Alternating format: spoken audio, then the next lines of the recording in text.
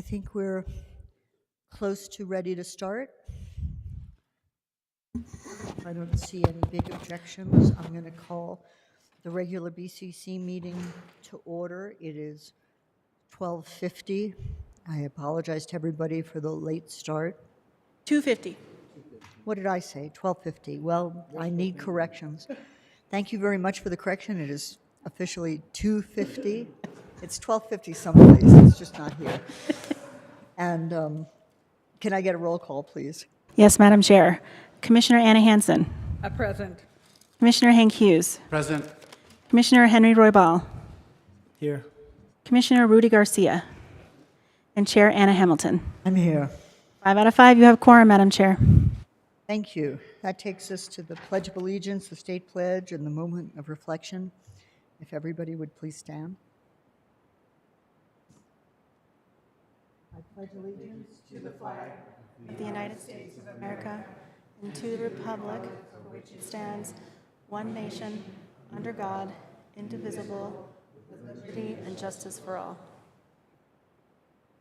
I salute the flag of the state of New Mexico, The zeus symbol of perfect friendship among united cultures. And I would invite Camille Chavez to do the moment of reflection. Let us take a moment to focus on the work ahead of us today, being ever mindful of our decisions and in the best interest of our community. We take a moment of silence.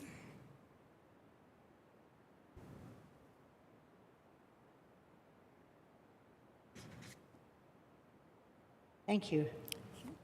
Commissioners, Commissioner Hansen.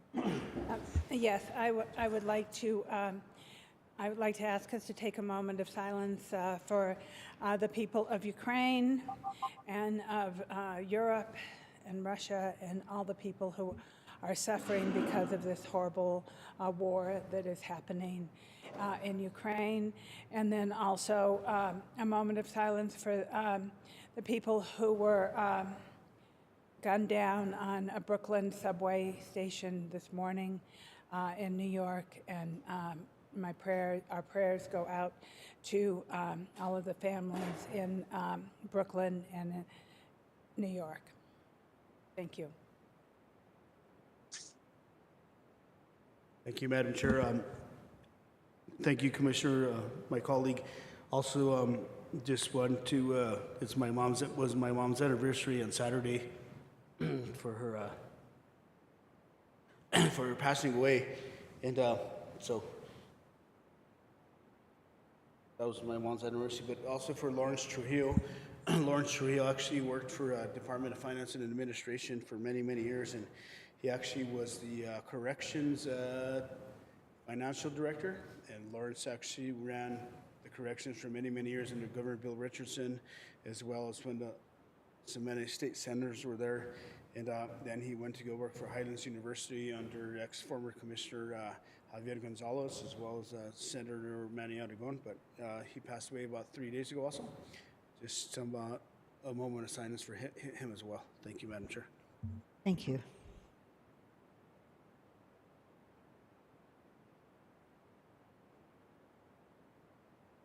Thank you, everybody. So that takes us to approval of the agenda. Manager Miller, are there changes we need to note?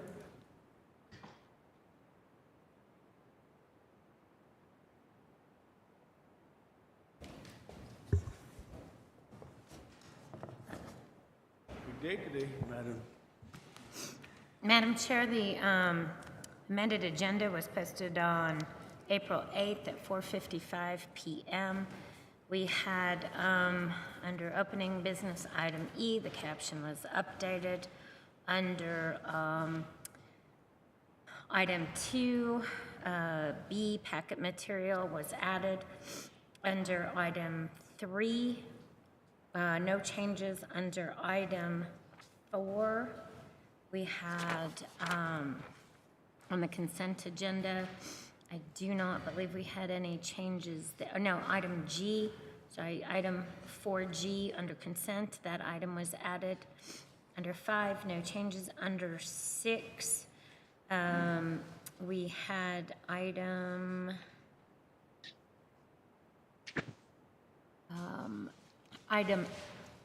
6H, the shared pool agreement was added, that packet material was uploaded and added. And under 6I, that packet material was also updated. Under item 7, there were no changes. Under item 9, legislative updates, that caption was updated and packet material added. Under section 10, nothing was changed. Under section 11, item A was added, item B, 1 and 2 were added, and item C was added. And those are the changes to the agenda. Thank you very much, Manager Miller. So I'd entertain a motion to approve the agenda with those notes. Madam Chair, move for approval of the agenda. Thank you, Commissioner Hanson. Second. Thank you. I have a motion and a second. All in favor, please say aye. Aye. That takes us to item 2. We have 2 sets of minutes to approve. 2A is approval of the March 8th regular Board of County Commissioner meeting minutes. Does anybody have changes, or what's the pleasure of the board? Madam Chair, Yes, Commissioner Hanson. I move to approve the March 8th meeting minutes. Second. Thank you. I have a motion and a second. All in favor, please say aye. Aye. Aye. Any opposed? And then for 2B, it's a request for approval of the March 16th and 17th special meeting minutes. Madam Chair, Commissioner Hanson. I move to approve March 16th and 17th, 2022 Board of County Commissioners special meeting minutes. Thank you.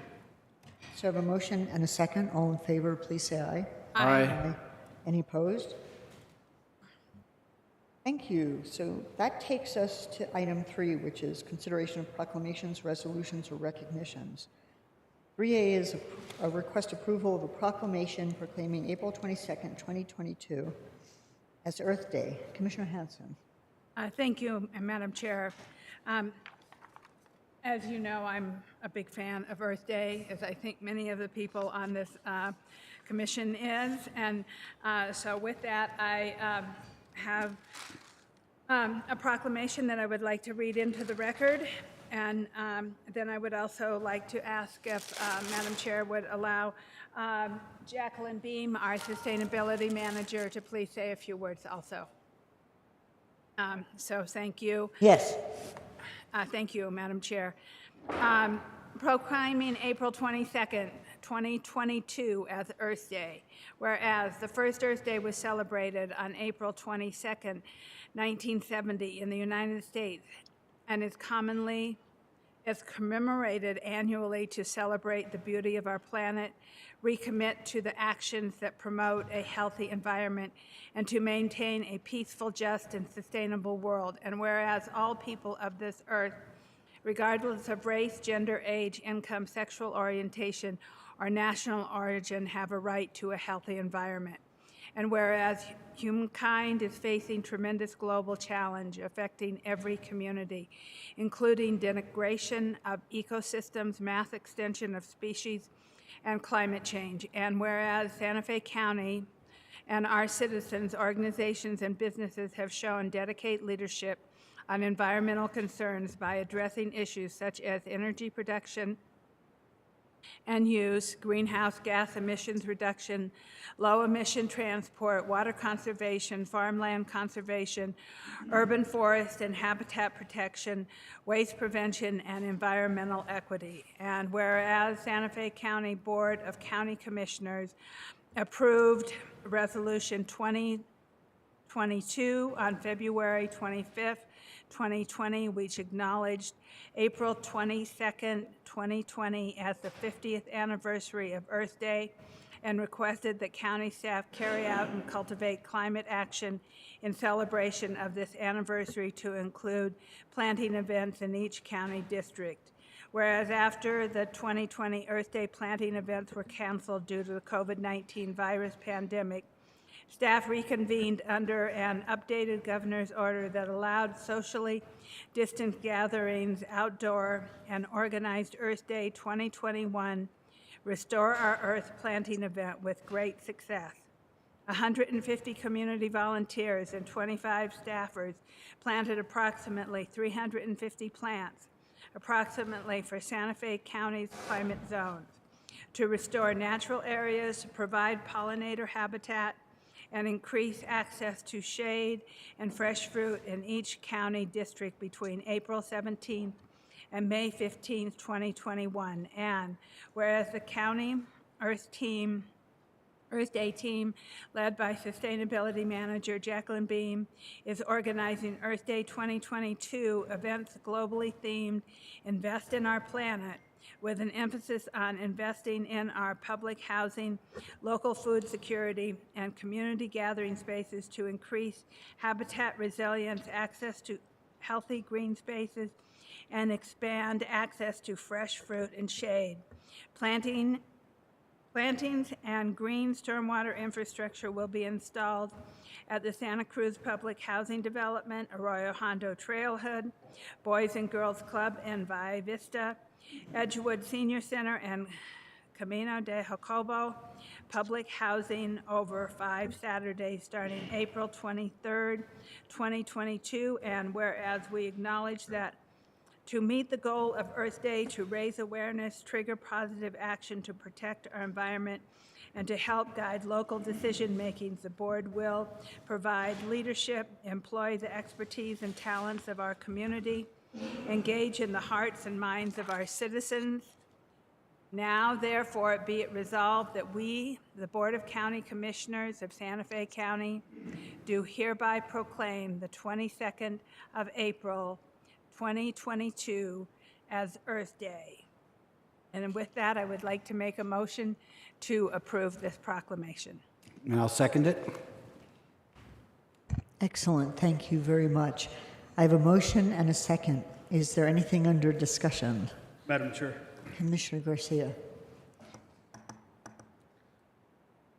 Jacqueline works for us, our sustainable division. Thank you for what you all do. Public Works, thank you for what you do. I can remember when we started this probably 5-7 years ago, and we actually had a tree planting event at the El Dorado Senior Center. And Roman is our ex-county manager. We actually, with our Public Works Department and everybody else, we actually put a tree in the ground and we planted it. One of the things that's interesting is this weekend they cleaned the ditch, El Gukui ditch, and we went and we cleaned the ditch, and we actually put water in the ditch so that way people can actually utilize the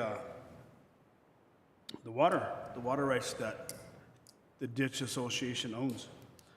And one of the things regarding Earth Day, as the commissioner mentioned, is this year it's going to be drought. You already see the fires in Belen. You see the fires up there in at Hermit's Peak, and it's not going to get any better out there.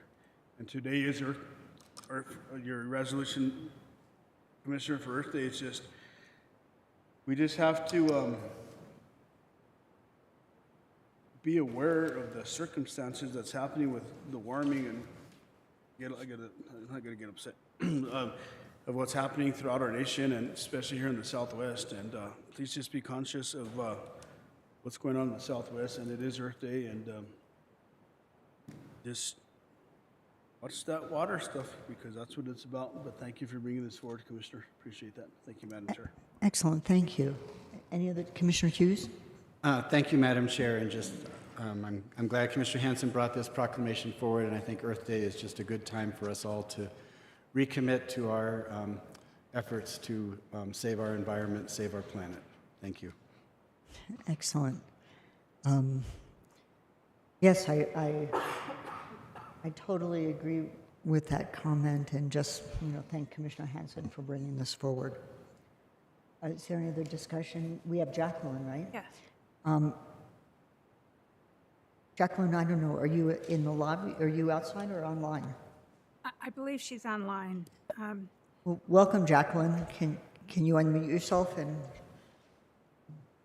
Sure. Thank you, Madam Chair and Commissioners, Commissioner Hanson. This is always such a lovely event We because it can't kicks hear you off the very well.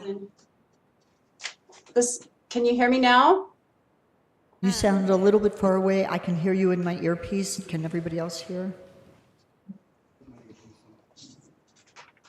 It's just a little dim, Jacqueline. We can hear you, but it's a little bit far Okay. away.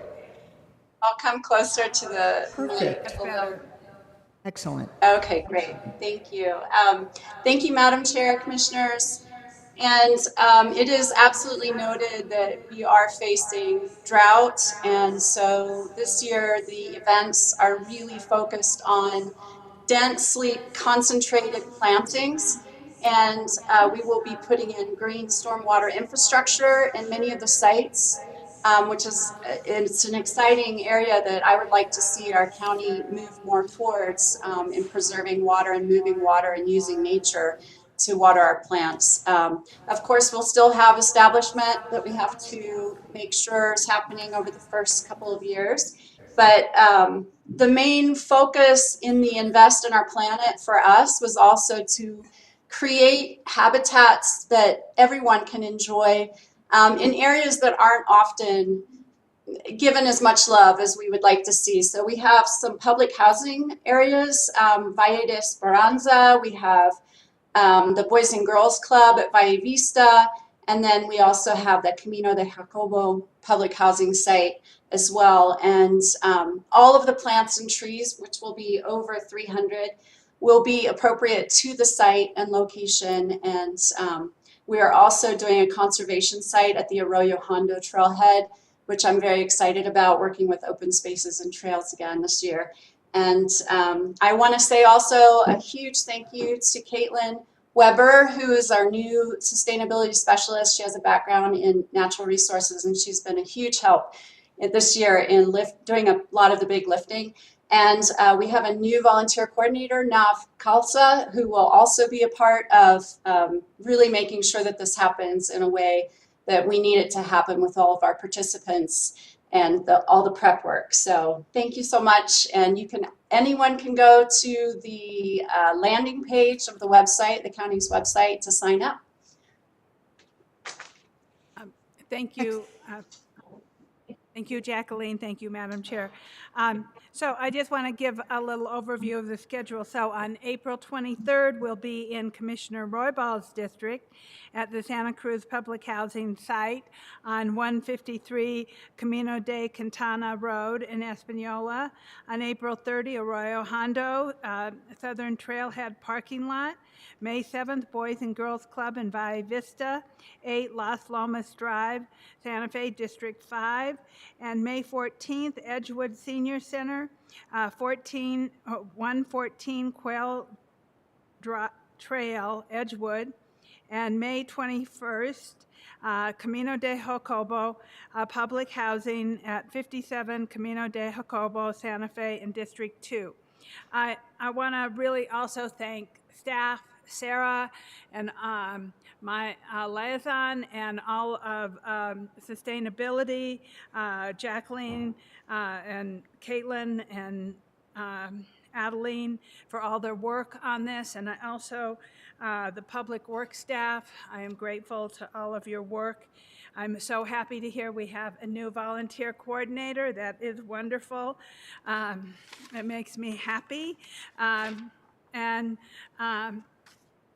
I think that, you know, Earth Day is one special day, but really Earth Day is every day. And so if we can all please remember that and think about that as we pass in this year with the drought and with the fires that are raging. And maybe we need to be reaching out to the Forest Service and reminding them of their responsibilities.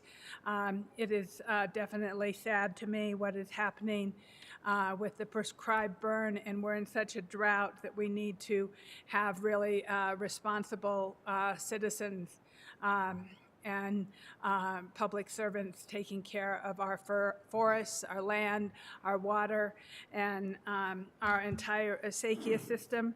So just remember that Earth Day is every day. And with that, thank you, Madam Chair. Thank you, Commissioner Hanson. So I have a motion and a second. All in favor, please say aye. Aye. Madam Chair, just really quick for discussion, as the commissioner mentioned, it's all about volunteer individuals out there, and we just all need to take care of this community together, so. Thank you. Were there any opposed? I think that passed unanimously. And that- Yay. Thank you. So that takes us to 3B, which is request approval of a proclamation proclaiming the month of April 22nd as National County Government Month. Commissioner Hanson. Yeah, so I know it's a kind of a lot. I wanted to bring this proclamation forward at the beginning or at the end of last month, but what I really was encouraged by staff was that we didn't have a lot of time to really develop this proclamation, and that if we took the time, we could really do the right job. And to me, this proclamation is really about the county employees and all the work that you do for our county, which is so important. I am so honored to be a commissioner here and to have the incredible kind of staff that Santa Fe County has. And so after we did the strategic planning, I thought it was really important that we include those things in this proclamation. And so with that, I am going to read the proclamation into the record. And I apologize that it's a little long. And I also ask for people's forgiveness because I had to go to the eye doctor this morning, and my eyes are not quite as good as they normally might be. So please be patient with me. So proclaiming April 2022 as National County Government Month. Whereas the nation's 369 counties, parishes, and boroughs serving more than 315 million Americans provide essential service to create and maintain healthy, safe, and vibrant communities. And whereas counties provide public health service, administrative justice, keep communities and constituents safe, foster economic opportunities, and so much more. Whereas Santa Fe County takes pride in its responsibility to protect and enhance the health, well-being, and safety of its residents and visitors in effective and cost-effective ways. Whereas under the leadership of the National Association of Counties, NACO, President Larry Johnson, NACO is demonstrating how counties thrive, especially in supporting residents and businesses during the COVID-19 pandemic.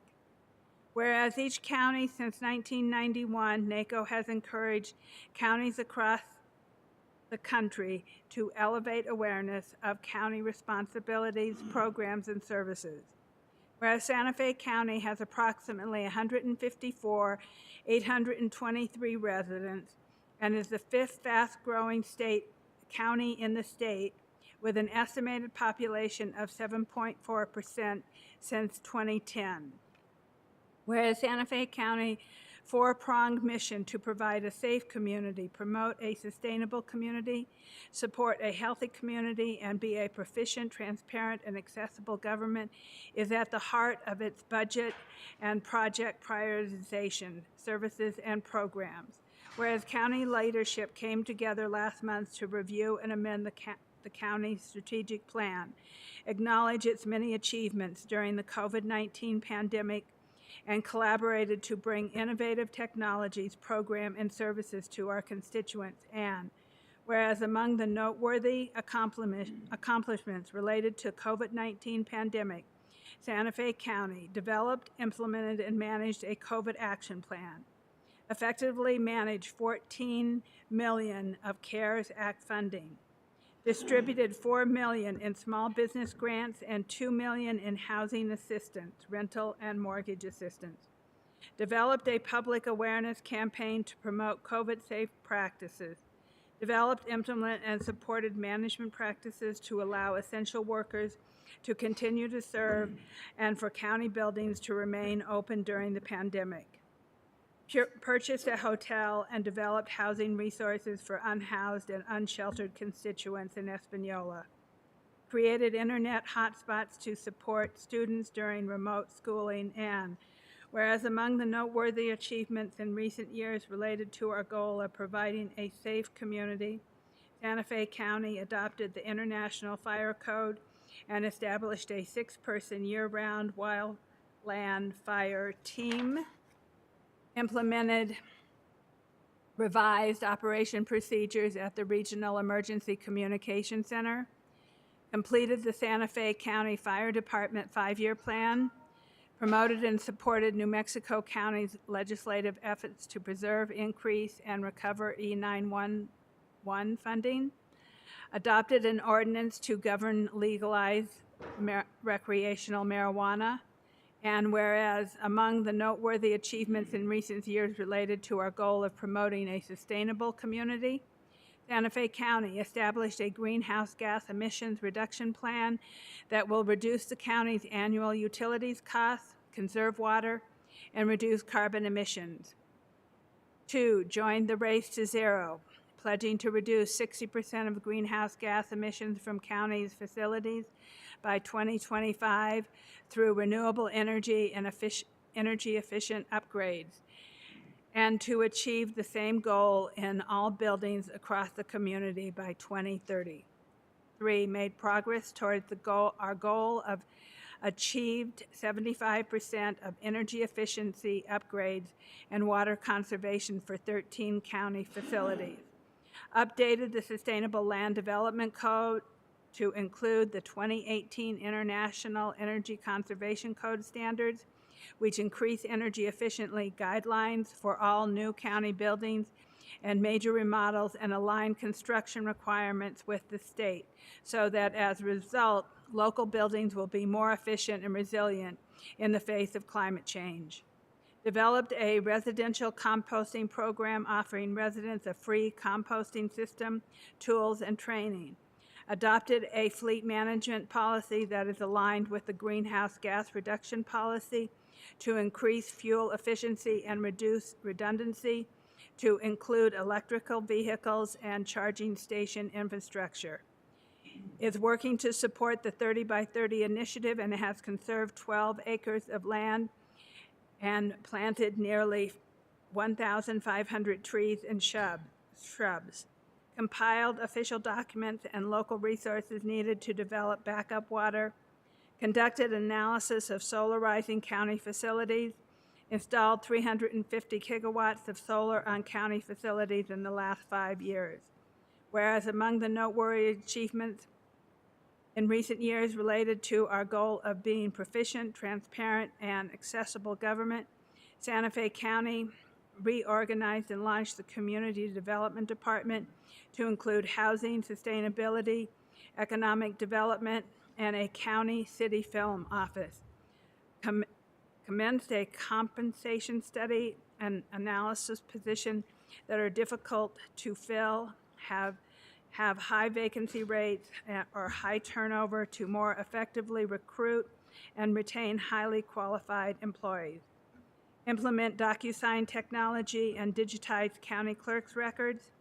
Implemented software systems across multiple departments to ensure efficient use of resources and management and projects. Whereas among the noteworthy achievements in recent years related to our goal of supporting a healthy community, Santa Fe County developed Connect, a network of over 200 navigators that integrates an online platform linking our residents to services needed for their health and well-being, and which has provided services to 634,340 residents. Increased fundings for drug and alcohol abuse treatment services, both residential and outpatient. Open La Sala Crisis Center, which uses a living room model and offers an array of mental health and crisis intervention. Created a youth service division to better serve the youth of Santa Fe County, and whereas Santa Fe County dedicated workforce showed a remarkable ability to pivot and come together during the uncertain and unprecedented struggle imposed upon us all during the COVID-19 pandemic, and they did it with resilience. And whereas we have the utmost respect and appreciation for Catherine Miller, who has served as our county manager with dedication and exemplary leadership for the past 12 years. Catherine is the 2022 recipient of the Association of Government Accountants Distinguished Local Government Leadership Award for her outstanding leadership of individuals in local government. And whereas we, the Board of County Commissioners of Santa Fe, are so blessed to work alongside such competent and aptly public servants. Now, therefore, be it resolved that we, the Board of County Commissioners of Santa Fe County, do hereby proclaim April 2022 as National County Government Month. I know it's a very long proclamation, and I think proclamations are probably supposed to be short, but I couldn't cover everything and all the important things that this county does and how much we all give every single day. And, you know, it warms my heart. There are not enough words or things that I can say of how proud I am to be part of this county. So thank you, Madam Chair, for giving me the opportunity to read this long proclamation into the record. Absolutely. Yeah, I would like to make a motion to please proclaim April as National County Government Month. And I plan to send this to NACO because I want them to know what a great county we have. And I'll second. Excellent. So I have a motion and a second. Under discussion, do commissioners have questions or comments? Madam Chair, Commissioner Garcia. local government, all these individuals sitting out there, I worked for local government for many, many years. Local government is where you actually go to Mr. So-and-so or Mrs. What's her name's house, and you actually look at the guardrail, or you actually look at the Esekia that something happened. And local government is where it's at, especially Santa Fe County local government. There's actually a plaque in our facility there at the fairgrounds. And guess whose name's on there? Ben Lujan and Bruce King. And we all know who they are. And those gentlemen, they were local government back in the days. Anywhere from Rudy Fernandez, Marcos Trujillo, Linda Grill, Commissioner Linda, all the commissioners, Linda Grill. You want to talk about NACO? National Association of Counties. As the commissioner mentioned, 3,069 counties throughout this nation. Javier Gonzalez, Commissioner, Mayor Javier Gonzalez, was actually the National Association of Counties president, and which is great because he's local here from Santa Fe. And he was a local government official and a leader here, as well as some of the other individuals that I mentioned. But as the commissioner mentioned, to be the National, Catherine knows this, to be the National Association of Counties president nationwide, it's good to see that how local government policymakers or leaders, it's challenging these days. It's challenging to be a policymaker, and it's challenging to be an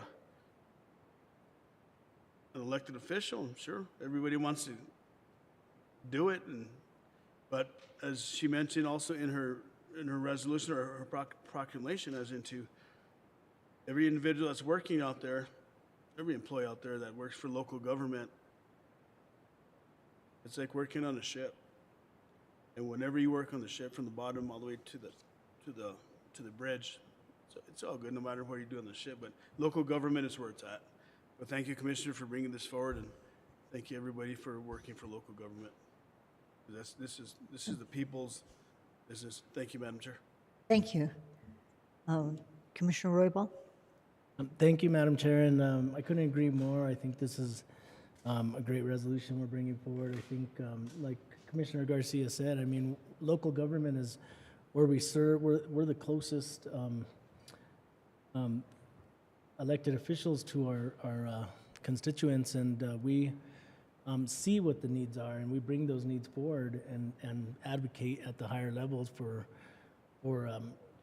funding for these different initiatives, and just, you know, the staff at Santa Fe County does a great job, and you know, I'm just really proud to be a part of the organization, and really it's where the rubber meets the road, as we've said before. So just huge amount of gratitude, and I'm glad that we have this resolution coming forward. Thank you. Thank you, Commissioner. Commissioner Hughes. I was going to add something, but I think Commissioner Hanson really said it all, and so, as well as my fellow Commissioners Garcia and Roybal. But yeah, it's great to honor county government and all the work that's done here at the county. Thank you. Well, I would agree with that. Commissioner Hanson. Yeah, I want to recognize staff who helped me write this resolution, and Cindy for working so hard as our strategic planner and helping us compile this for the resolution, and to Sarah Smith, my constituent liaison, who has been an incredible help to me. So thank you with that, and thank you again. Thank you. So we have, yes, Manager Miller. Are you finished? Well, we have to take a vote. Okay. When you're done with the vote, we have something special for you. Uh-oh. Okay, so we have a motion and a second for this well-deserved proclamation. All in favor, please say aye. Aye. Aye. Any opposed? Thank you. Yay! And thanks to everybody at the county who contributes to this. Manager Miller. Madam Chair, Commissioners, so the staff at the county are very proud to be part of the county and local government, and in particular, a county. And they put together a little video for our social media, for our website, and I think that Daniel's going to play that.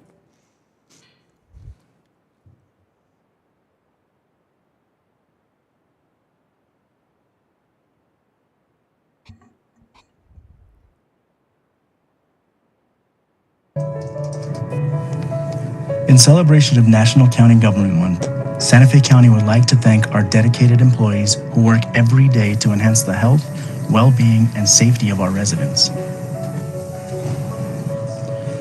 Santa Fe County's four-pronged mission to provide a safe community, promote a sustainable community, support a healthy community, and be a proficient, transparent, and accessible government is at the heart of its project prioritization, services, and programs.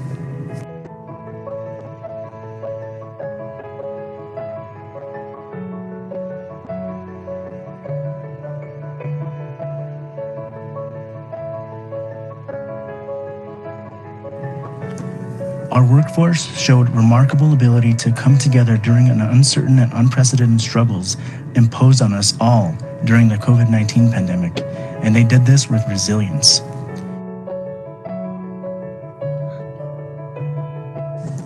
During all months, but especially during National County Government Month, we appreciate our employees. We see you, we honor you, and we thank you.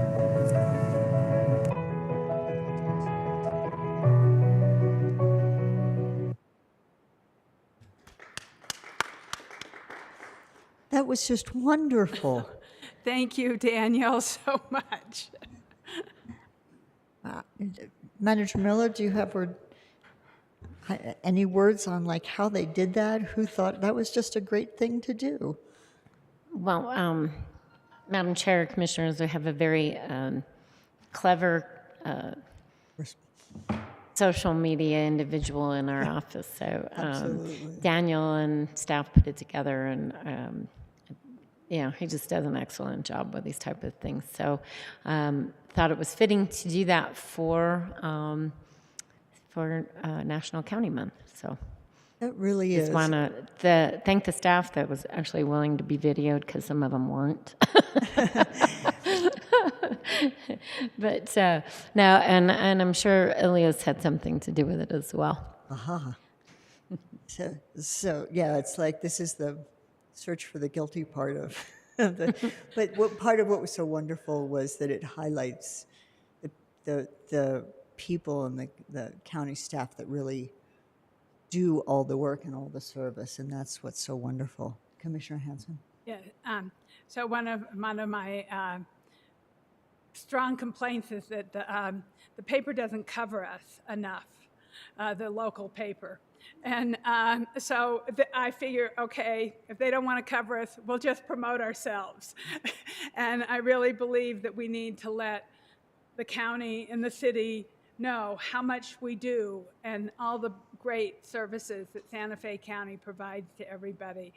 And, you know, that goes to our staff. And so thank you, staff, for all your great work in the county. And I will continue to try and get the newspapers to cover us more, but that's a heavy lift. So, but thank you, Daniel, and thank you, Elias, and Sarah, and all of the county manager's office for making this video. It's very nice, and I think we need to send that to NACO also. And I'll do my best to get it promoted in July at the annual conference. Great. So thank you very much. We have a motion and a second. All in favor, please say aye. Oh, we already did that. Thank you. Never mind. I got thrown back there.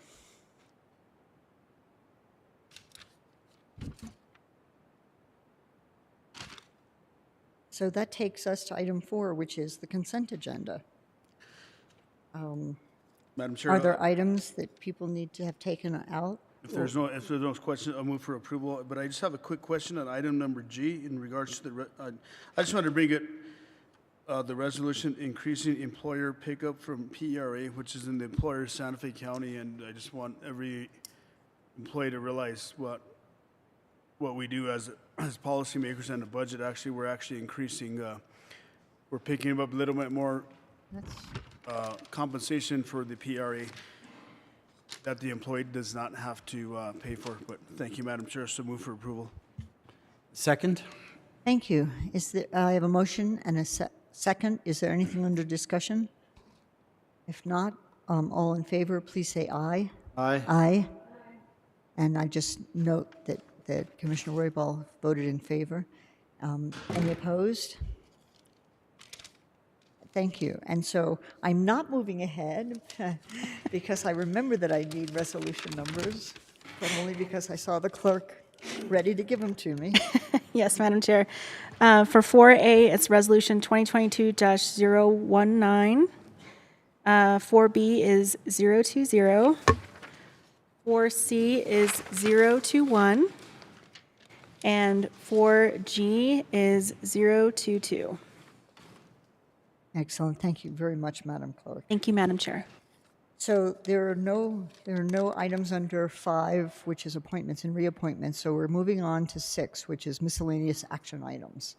6A is request for approval to utilize the New Mexico State price agreement for the purchase of a modular office building in the amount of $390,238.54. And we'll go to, I presume, oh no, we're not going to Bill Taylor, but you don't look like Philip either. Yeah, she doesn't like a PJ at all. So if you don't mind, and welcome, and I know you, but if you introduce yourself, I'll give it over to you. Good afternoon, Madam Chair and Commissioners. I appreciate the opportunity. My name is Barbara Herrera. I'm the Project Section Manager for Public Works, managing open space and vertical projects.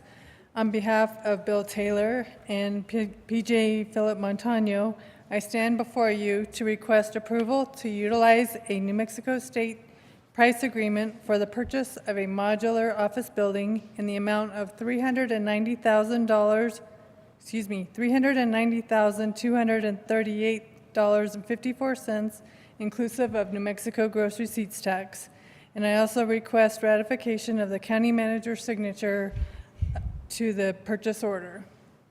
This is a request for a modular building that will be for the adult detention facility, where they will be able to take a break if they are working more than one shift in a row.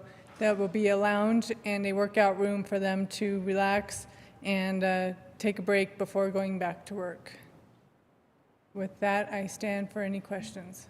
Excellent. Thank you very much, Barbara. Are there questions? Yeah, let's go down the road. Commissioner Hanson. Madam Chair, Barbara, PJ, Catherine, I think this is a wonderful idea. I think it's something that is a way to show our appreciation of county staff, and especially after our tour of the corrections facility last week. I think it's really, or maybe it was a week and a half ago, it's really important to show our appreciation, and I think this is an excellent idea. And with that, I would like to move to approve. Okay, I have a motion. Can I have a second so we can move on to discussion? Second? Thank you. I have a motion and a second. Under further discussion, Commissioner Hughes? No, I was either going to move or second, that was all. Oh, okay, Commissioner. I agree, it's a very good idea. Excellent. Thank you, Madam Commissioner Chair, Hughes. just really quick, the purchase agreement for the almost $400,000, what size is the modular unit and where will it be located at? The modular building will be 1,440 square feet, and it will be located centrally to the facility. I believe it's on the south side where there's already a pad and there's already electrical and utility opportunities that will help expedite this process. Thank you, Madam Chair. So Barbara, so the $309,000, that includes utilities and water, sewage, everything else? I believe so, yes. Thank you. And I just want to give Barbara some credit. She's actually the individual that was in charge of building our new facilities at 100 Catherine that worked. She did an excellent job as project manager. But PJ, can you answer the question? Does that include utilities and everything else? Madam Chair, Commissioner Garcia, yes, that does include utilities to the facility. The only thing that's not on here is the FF&E, but this would be a turnkey facility with this amount funded. Thank you, Madam Chair. And so these individuals, they don't have no facility now that they're working out at? They have no break room? Where are they at these days? Currently, at this time, they do not have a facility for them to wait between shifts, freshen up, even have lunch, just some downtime between shifts. Thank you, Madam Chair. And this facility, so it'll include some parking facilities for them as well, and it's 24 hours a day? Madam Chair, Commissioner Garcia, yes, this would be 24 hours a day. They would still utilize the staff parking that they use currently. Thank you, Madam Chair. And also, so these individuals are not allowed to go work out at the public safety complex where the corrections, where the sheriff's department, those individuals work out? Currently, they are allowed to work out at the public safety facility, but this will have half of a lounge for them to relax in, and the other half will have some workout equipment in there. Thank you, Madam Chair. And once again, this is 24/7 for our correctional facility individuals. As far as I'm aware, yeah, Corrections is requesting this to be 24 hours. And as Commissioner, thank you, Madam Chair. So can we get some solar panels out there? Not right now today, but certainly in the future, so that way we can run those facilities with actually the sun that we have here in this beautiful Southwest. Madam Chair, Commissioner Garcia, I believe that is something that sustainability is looking into currently. Thank you, Madam Chair. Thank you. Thank you. Thank you, Commissioner Garcia. Is there any other discussion? If not, did you? I have a motion and a second. All in favor, please say aye. Aye. Aye. Any opposed? Thank you. Thank you, Barbara. Thank you. That takes us to item 6B, which is request approval of sewer easement agreement for the county's Nueva Esekia multifamily development. And Paul. Okay, great. Madam Chair. Nobody who's listed is actually speaking. You're just trying to pick me up. Madam Chair, Commissioners, Paul Olofson with the Community Development Department. I'm here for Joseph Montoya today. Also with me is Scott Caseman and Jordan Barella if we have any questions. This item is a grant of sewer easement across the Nueva Esekia affordable housing project site. It will grant the easement to 2 adjacent property owners so that they will be able to cross that property to connect with the city sewer line that is in Camino de Jacobo. In exchange for providing this easement, the developers will provide pedestrian access and landscaping across the easement area. And that's kind of the real short of it. And also, the easement will benefit the development, the county's affordable housing development, by providing ingress and egress off of Camino Ignacio and Camino Alberto. Excellent. Thank And you with very that, I much. would stand for any questions. Excellent. Thanks very much, Paul. Are there any questions? Commissioner Hanson. Thank you, Madam Chair, Paul, Scott, and Jordan. Having this in my district and as somebody who you know who completely supports the installation of sewers everywhere, I think this is a great idea, and especially being able to work with the adjoining property owners. As I well know, it's always a challenge to get easements and to make sure that everybody is on the same page and working together. And so I'm really happy to see this project moving forward, and especially for this affordable housing, multifamily housing development. It's really important, and I will make a motion to approve, but I know that I would like other people to also make comments, so thank you. Thank you. So I have a motion. Do I have a second? I'll second. Thank you. So I have a motion and a second. Under further discussion, are there any questions? Madam Chair, Commissioner Garcia? Madam, Yes, hang on. Thank you, Mr. Olofson. So, Hang on a second. I just want to make one additional statement that we are still pending one signature line from an out-of-state property owner. As soon as we get that, then we'll process the agreement and have it recorded. I just want to make that for the record. Okay, great. Thank you. Commissioner Garcia. thank you, Madam Chair. So, Mr. Olofson, this is off of Camino Jacobo. Is this the one, the housing project off of Airport Road or off of Valle Vista? Madam Chair, Commissioner Garcia, this is directly south of the existing Camino Jacobo site, and it's access off of both Jacobo and this new road that will come from kind of where the Lowe's improvement area is and the theaters. It'll come across east to west there. Thank you, Madam Chair. And you, Mr. Olofson, you actually talked about somebody improving the easement for a walking trail or whatnot. Who's going to do that? That will be the easement grantees. The people we're granting the easement to will do those improvements for the county property. Thank you. You know, it's kind of a, it's just, there's some, there's some tent sites that are back in there behind the storage unit areas, and, you know, and I drive by there pretty regularly, and so once again, we're going to get an easement from some individuals that are from out of state, and they're actually going to build the easement to actually have a walking trail, because that's where our housing development is going to be at that we actually approved, right, Jordan? That is correct. So once again, thank you, Madam Chair. So, Mr. Olofson, explain to me where this easement is. Is it actually north of the storage unit area? Madam Chair, Commissioner Garcia, yes. If the site is the property we purchased for it. I can't get, like, my computer's, can't see. Yeah, okay. The property we purchased for the Nueva Esekia is directly south of the existing Camino Jacobo site. This 50-foot easement will be on the south border of the existing Camino Jacobo and on the north end of the new development. And then the storage units are on the south end of this new site. And it will be pedestrian access for both Camino Jacobo residents and the new Nueva Esekia residents, as well as other residents in the area. Thank you, Madam Chair. And so have we actually talked with Capital Development? Capital Development actually owns where the Lowe's Center is, as well as the movie theater and that whole development there. And they're actually wanting to do some changes to that whole development, which is, I forget what they're called, Capital... I know who you're talking about, and yes, we have talked with them. And this is another LLC. One is called VSP Hospitality LLC, and the other is Plaza Camino Real. Thank you, Madam Chair, because It- Mr. Ranch actually is the one that's in charge of that development. But we have been in contact with all the adjoining property owners?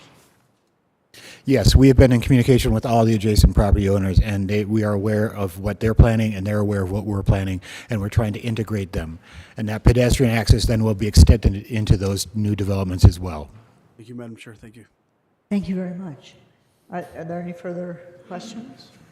If not, I have a motion and a second. All in favor, please say aye. Aye. Aye. Any opposed? Thank you. Thank you, Mr. Olson. Thank you.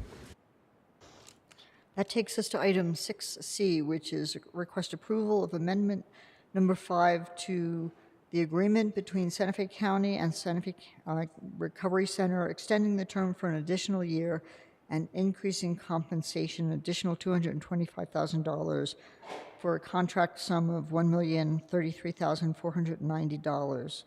And who is taking this one? Okay. Welcome. Look, you guys are just goofing on me. I know it is Alex this time. Yes, you are.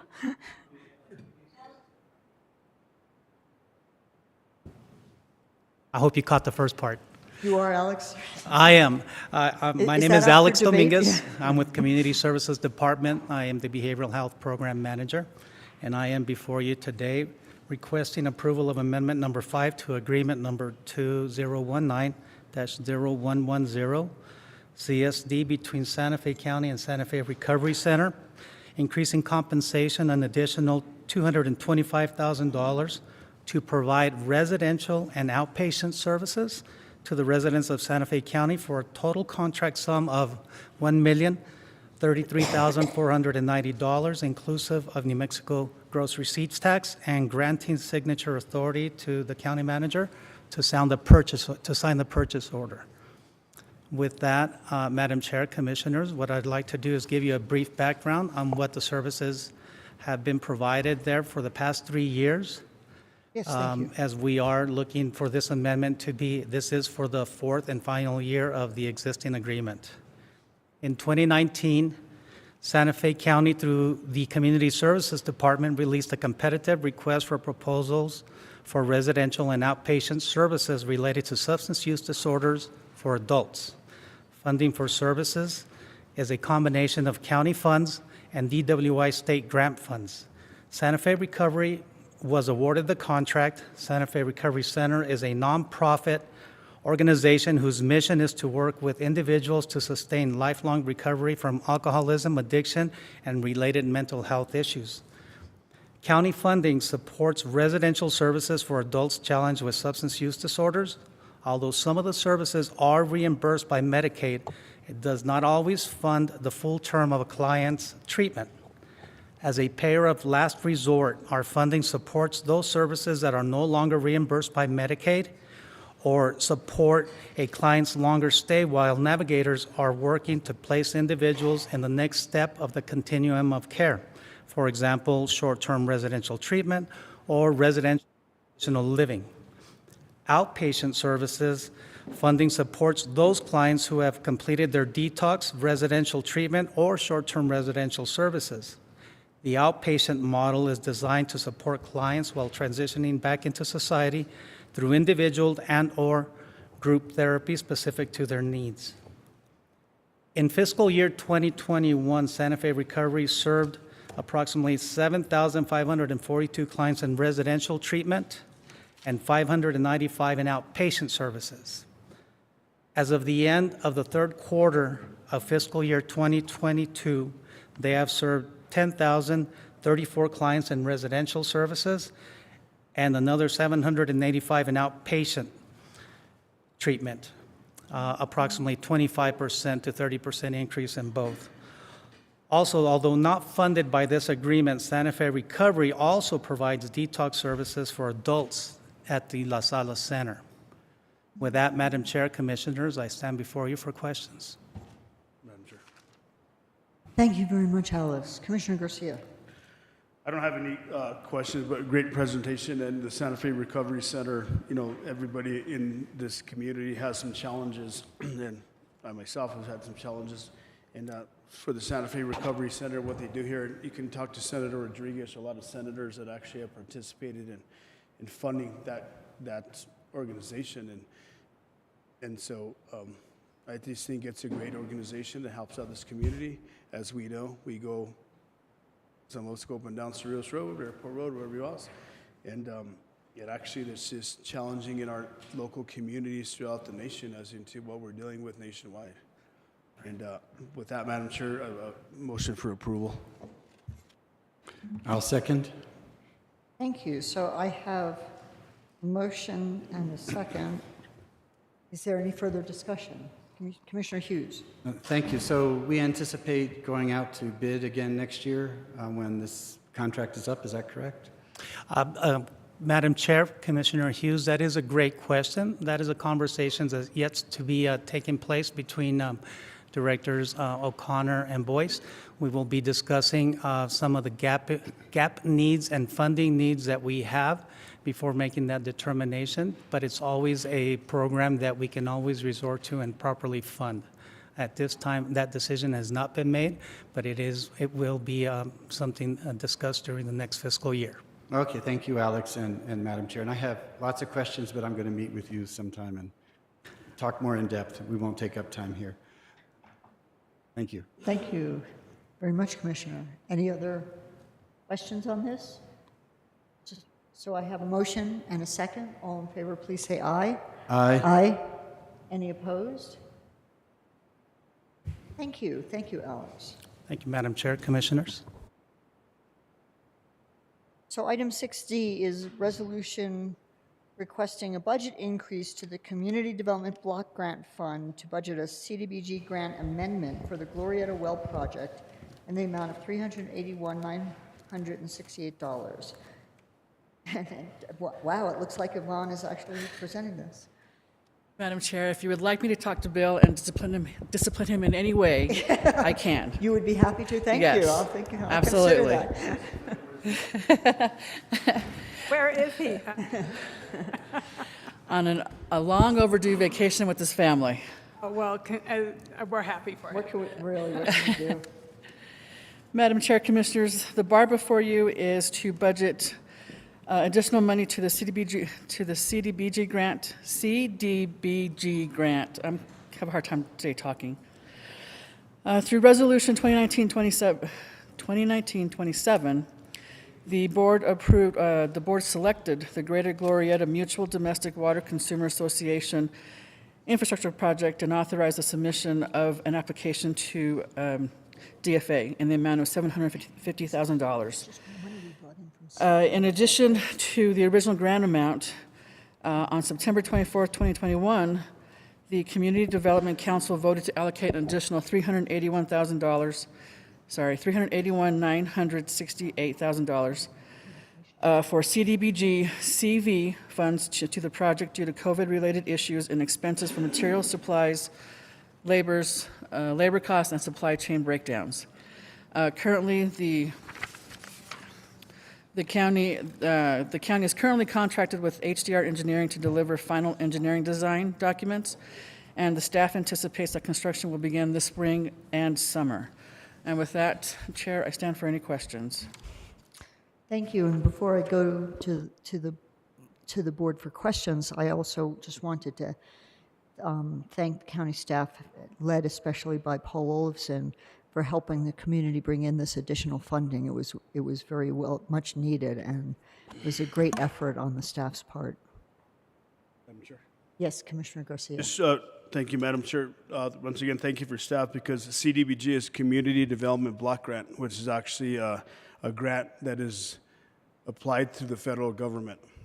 And whenever staff, whether it's Public Works or whether it's Ivan, whoever's sitting out there, CDBG, or you, Paul, you know this, we dealt with this. We started this Glorieta project when I met Commissioner Hamilton 15 years ago. I don't know, it was a long time. And Glorieta Water System has done an excellent job because it's something that's in the community.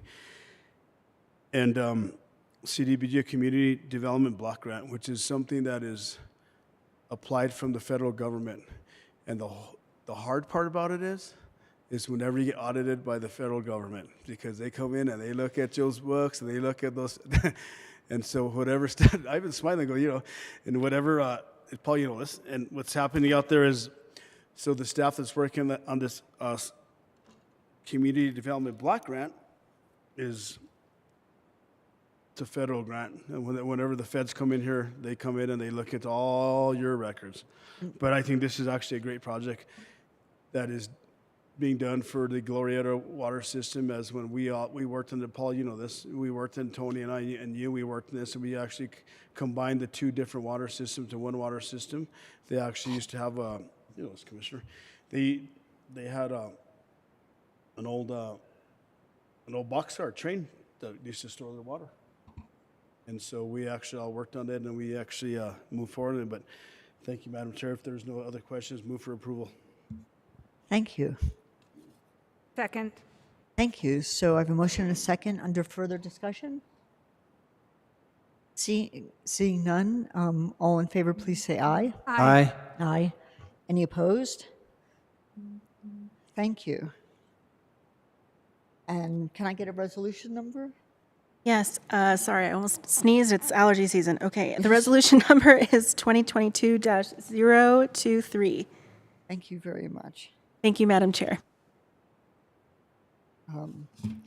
So that takes us to item 6E, which is the resolution requesting a budget increase to the state special appropriation fund to budget a grant from the New Mexico Department of Finance and Administration, Local Government Division, in the amount of $452,668. And we have Director Herrera again. Madam Chair, Commissioners, the bar before you is to budget legislative appropriation in the amount of $452,668 for the plan, design, construct, and equipped for public housing site improvements. The Housing Division intends to utilize the funding allocated to replace all current chain link fencing within the development with 6-foot vinyl fencing, as well as improving the basketball court goals, installing court benches, and installing a table and gazebo at the Santa Cruz Community Park. And with the grant was executed on February 4th. And with that, Director Burrell and I stand for any questions. Excellent. Are there any questions? Commissioner Garcia? Thank you, Madam Chair. So what side is this at again?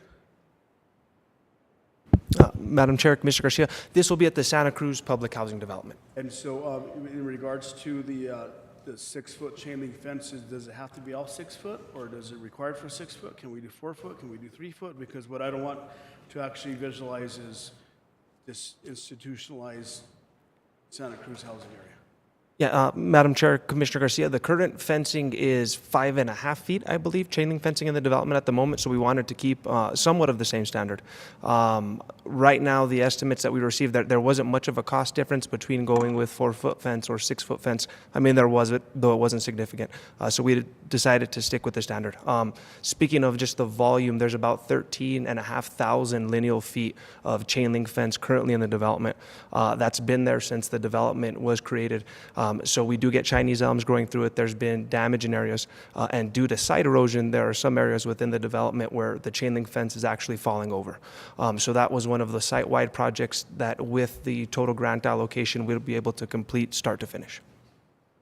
Thank you, Madam Chair. So I guess my, not directive of questions, I don't want to see a 6-foot fence all the way around the whole Santa Cruz property. As PJ, and we've the Santa Cruz Boys and Girls Club, can we like actually stagger it, make it look like that way it doesn't look all chain link fence around the whole entire site? So that's what I'm asking, if we can actually look at that, because I don't want it to look,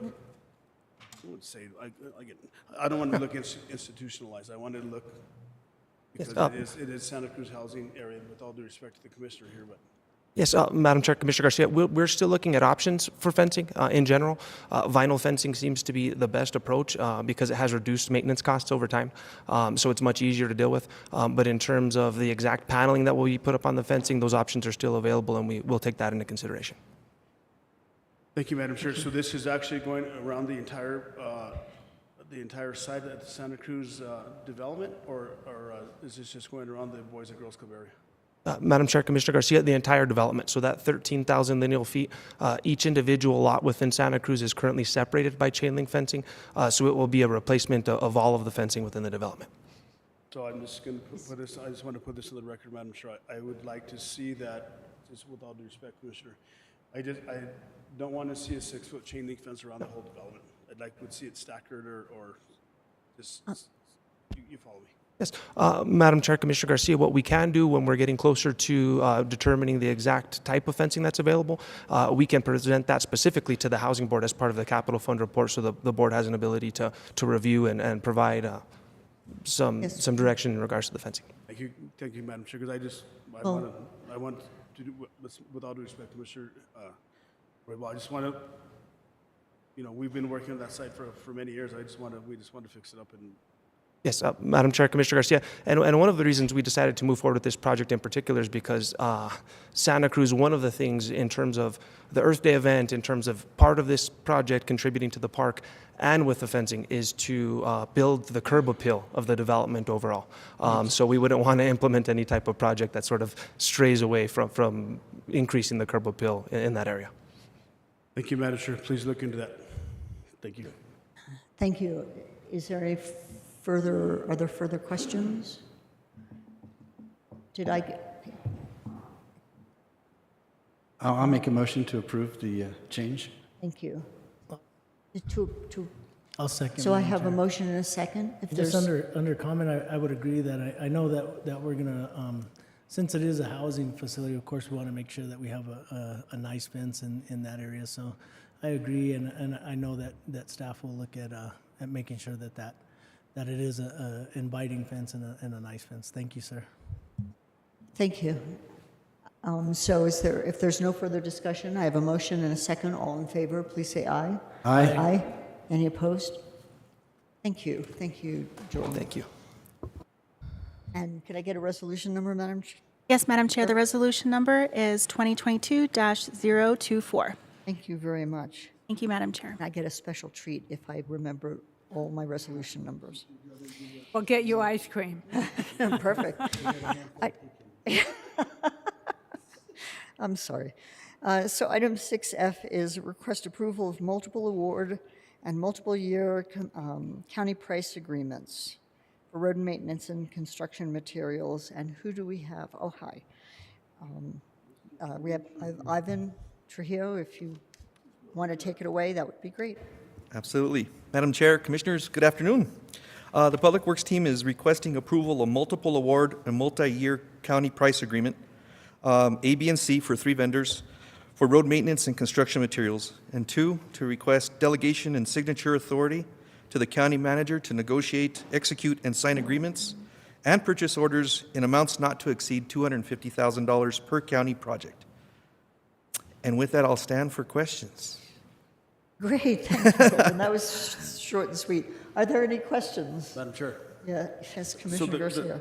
The $250,000 contract is actually to go by aggregate for, this is for construction aggregate for asphalt paving, whatever we need to do for roads, right? Correct. And so it's $250 going to last us till the end of the fiscal year, or is it going to last us through next year? Madam Chair, Commissioner Garcia, this is a 4-year contract price agreement. So these prices we're hoping that we can keep intact for a 4-year term. And these are the vendors that will be buying all our materials for those 4 years on any potential county road maintenance project that we need. And is this actually, thank you, Madam Chair, is this actually to go out and, so this is to go get a price agreement from 3 or 4 different vendors? Madam Chair, Commissioner Garcia, that's correct. We've already bid the project and we had 3 submittals or bidders. And so we have prices that have already been presented that we're agreeing to, and we're asking the board to approve for those to be executed. Thank you, Madam Chair. Manager Miller? Thank you. Madam Chair, Commissioner Garcia, the $250,000 limit is my limit as county manager to place an order.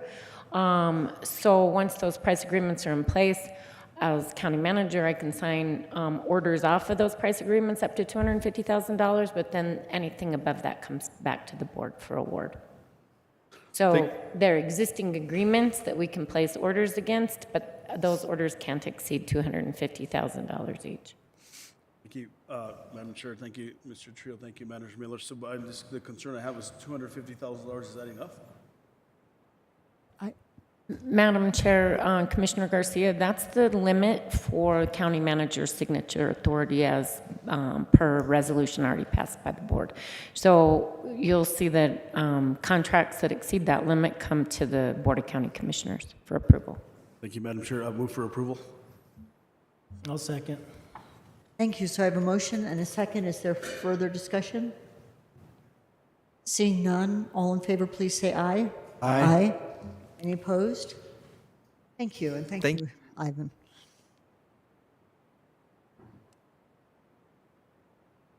That takes us to 6G, which is request approval to utilize the Cooperative Educational Services Cooperative Agreement, that seems redundant, to repair, improve, and or replace the roof of the County Youth Development Program facility. Yeah, sorry.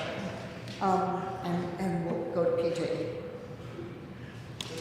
Madam Chair, Commissioners, good afternoon. PJ Montano, the Public Works Department.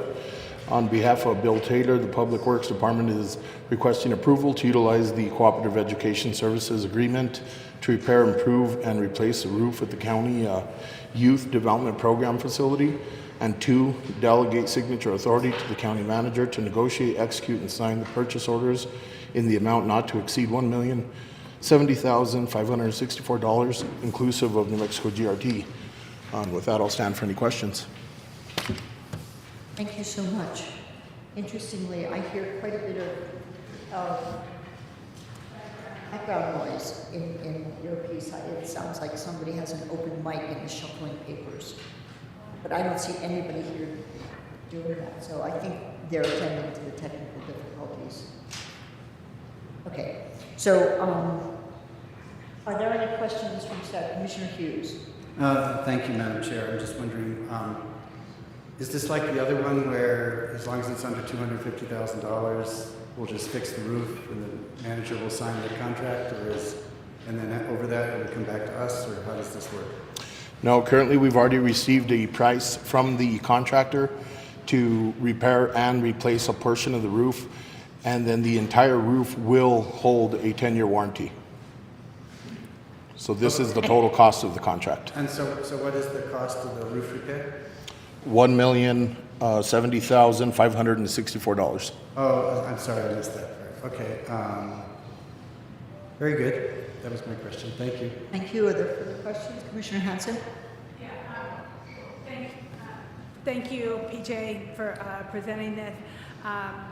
I think that repairing the roof on the county youth, our old youth development program facility is really important because we can then transform that building into a much more functional usage, one for the clerk, one for possibly record storage.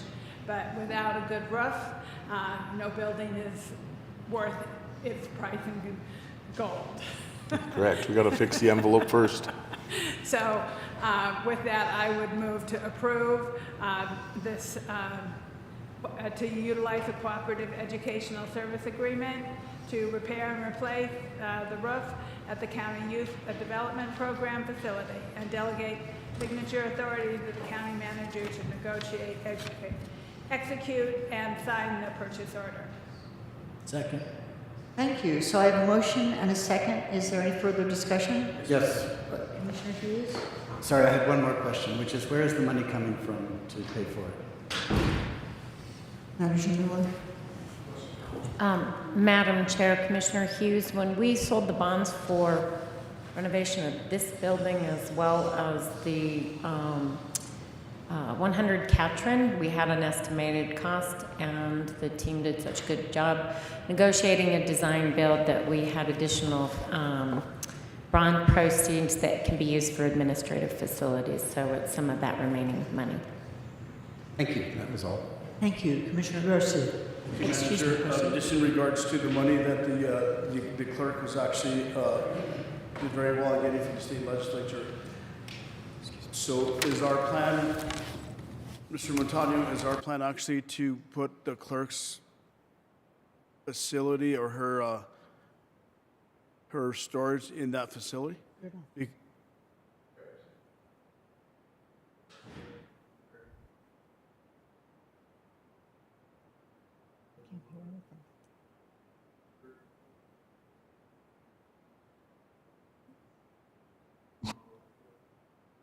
Mine just went down.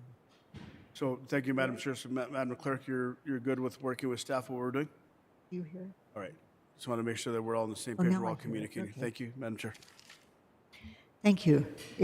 So I have, at this point, I do have a motion. Did you have something, Commissioner Robo? No, we had a motion and a second. Yeah. I don't know if Commissioner Hanson has something. No? Okay. So I have a motion and a second. All in favor, please say aye. Aye. Aye. Any opposed? Thank you. Thank you, you. Mr. Montano. So that takes us to 6H, which is request approval of an interim wheeling rate agreement between the city of Santa Fe and Santa Fe County. Utilities Director John Dupuy. Morning, or good afternoon, Madam Chair and Commissioners. This is an issue that the city and county have worked on extensively, and we have an interconnected system that we conjunctively manage through our collective water supplies. 2 agreements between the city and the county, the amended restated water resources agreement and the Buckman Direct Diversion shared pool agreement, authorize the city to charge a wheeling charge on certain county water delivered through the city system. The city informed the county to its intent to begin doing so on July 1, 2021, and the city and the county staff are working in good faith on an agreed-upon methodology for developing the wheeling rates, and initial wheeling rates were developed using that methodology. The interim wheeling rate agreement would allow the county to pay interim wheeling rates on wheeled water delivered since July 1, 2021, which both benefits us and the city, avoiding the accrual of a not insignificant receivable and payable on their respective books. Regarding the term wheeled water, as it's used in the agreement, it means county BDD project water delivered to the county through the city's independent water system, and additionally BDD shared pool water delivered to the county through the city independent system during non-discretionary shutdowns of BDD. The city informed the county of its intent as of July 2021, and out of an abundance of caution, while recognizing that the city's utility or water division director and county's utility division director were attempting to develop mutually agreeable wheeling rate, on April 12, 2021, the county manager served on the city a demand for arbitration under Article 15 of our water resource agreement. This was concerning the proposed wheeling rate, and since the demand for arbitration, we have been working in good faith for developing the initial wheeling rate and using the methodology we've developed. The county utility division included $384,993 in its fiscal year 22 budget for wheeling charges. So in other words, these are not unanticipated charges. The interim wheeling rate agreement recognizes the city and the county intend to memorialize an agreed upon methodology and develop that pursuant to its future agreement. Such agreed upon methodology is important because it should help us avoid future disputes concerning wheeling rates and can readily be updated. Some of the significant terms in the interim wheeling rate agreement are the points of delivery, the interim rates. Regarding the points of delivery, there is an Exhibit A to the interim wheeling rate agreement that sets forth the location of master meters and It has the current points of delivery and other points of interconnection. Of importance is the interim rates relative to the different points of delivery, because they can be different. And the same is true for subsequent agreement that would be the non-interim, or I don't know if we've come up with a term for the follow-up agreement, but the agreements forthcoming relative to future rates. So, of specific example is the Booster Station 4 delivery point in Exhibit A. It's identified for a wheeling rate of 70 cents per 1,000 gallons, which is half of the wheeling rate for all other points of delivery. And some explanation on that difference is that there is significant amount of electricity and other infrastructure that are used to pump water through Booster Station 4 in the city's 10 million gallon tank. And by delivering at that location, it avoids having to do that. It involves some interaction with the Los Campanas Co-op, which we are scheduled to work through with the city and the co-op, but enabling that would help reduce the expenses to everyone, and accordingly, our wheeling rate should be reduced as well.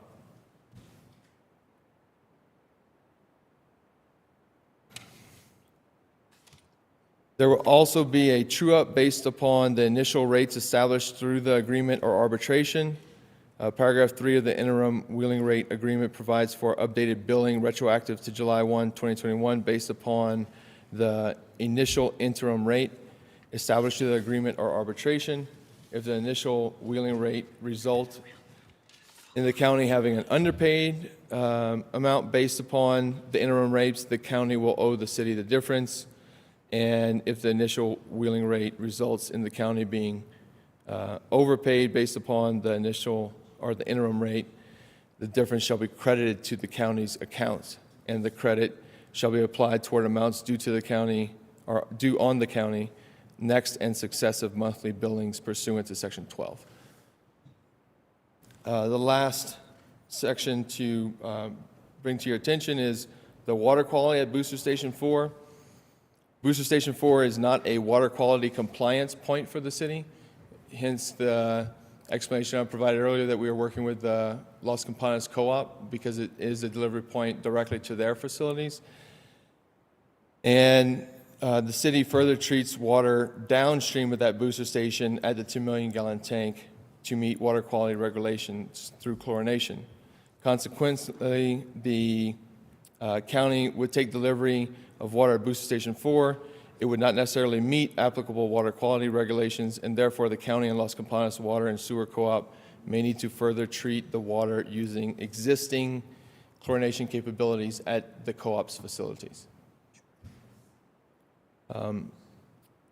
Before delivery to the customers, and the reality, given that reality, paragraph 4 of the interim wheeling rate agreement provides as follows. The county acknowledges and agrees that the water takes delivery at the booster station point of delivery may not meet applicable water quality regulations for residential and commercial use, etc. And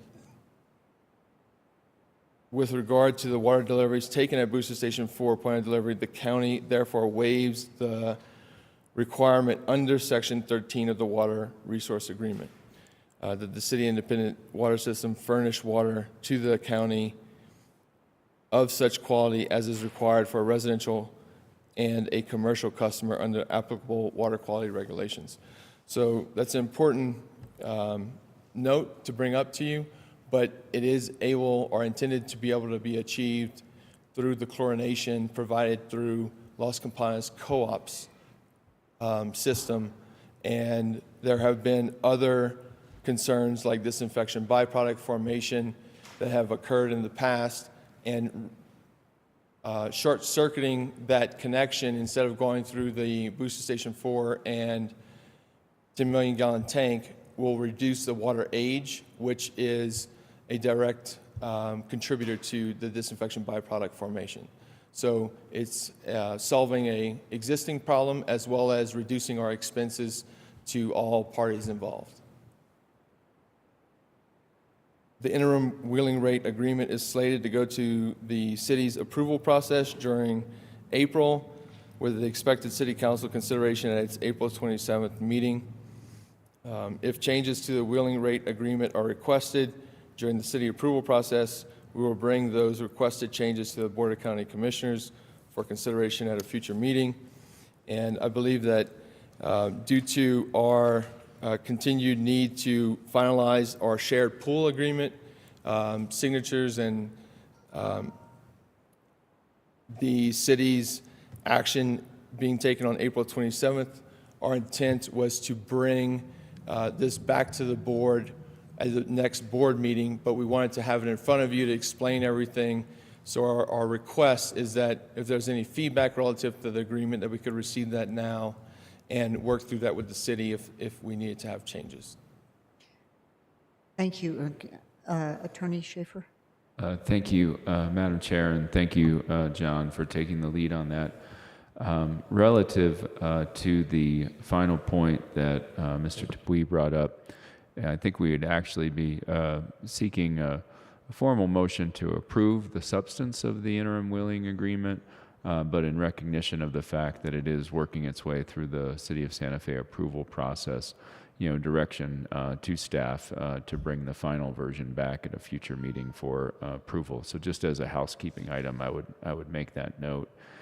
And then secondly, I wanted to remind the board of something that Manager Miller mentioned during the budget presentation, which is, the wheeling rate isn't coming out of the clear blue sky. In the amended and restated water resources agreement, the county had made a lump sum payment back in fiscal year 2017 to cover all alleged wheeling rate charges or fees through a minimum of January 1 of 2021. And so that's now why this issue is coming forward now, is what we had bought back at that time had expired. And again, the city had announced its intent to move forward with a wheeling rate charge effective July 1 of this fiscal year. Thank you. Excellent. Thank you very much. And just before I open it for question and discussion, I do have a draft motion that recognizes the fluid nature of the fact that we're approving this now contingent while the city is still looking at it. So if other commissioners don't mind, I would make the motion to approve. But Mr. Dupuy, was that your final? Madam Chair, final yes, word? thank you. And I stand for any questions. Thank you. So commissioners, are there any questions? Commissioner, I got everybody. I'm going to start at this end. Commissioner Garcia. Thank you, Madam Chair. Thank you, Mr. Dupree. I'll actually refer to my colleagues on the BDD, the Buckman Directive version, which is actually a city and county water utility. I've toured that water utility all the way from the Rio Grande to the actually chlorinization of it to the booster stations, and so I know exactly what you're talking about. But in regards to the rate charge and in regards to Las Campanas and how does this work with, I'll defer to my colleagues here because they sit on the Buckman Diversion Board, as into my colleagues as to what happens with, because we have some major, I forget what you called it, for Agua Fria, Las Campanas, City of Santa Fe County. We dealt with it over there behind El Gancho. So, but my colleagues are on the board, so I just want to make sure that you guys will all figure out but those are just questions I have. And as into the rate, you actually mentioned that this is an interim wheeling rate. So how long is the interim wheeling rate for? A year? A month? Madam Chair, Commissioner Garcia, the interim wheeling rate would be until we're able to resolve the specific want to use the right language, so I'll reference it if you give me a moment. It's fine. You're good. This is kind of The something that we're- methodology used for the calculation of the wheeling rate. What I've found in the past is that our relationship with the city will often come to a challenging moment whenever the details of how you calculate things are left out.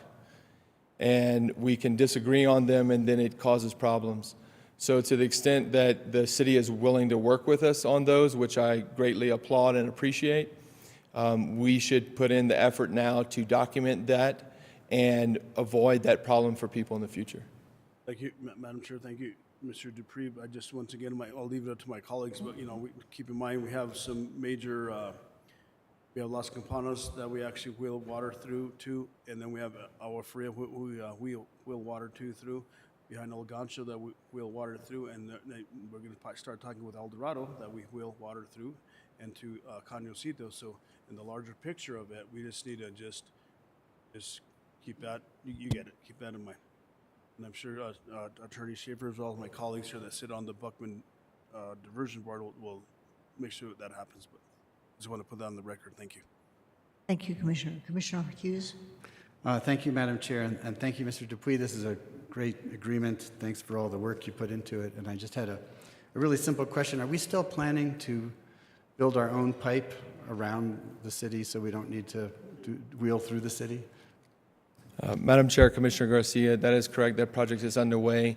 It is the Rancho Viejo Service Improvements Project, and that allows us to wheel or move BDD water through our connections from BDD to the Rancho Viejo and SDA 1 service area without having to go through the city. So that is currently undertaken.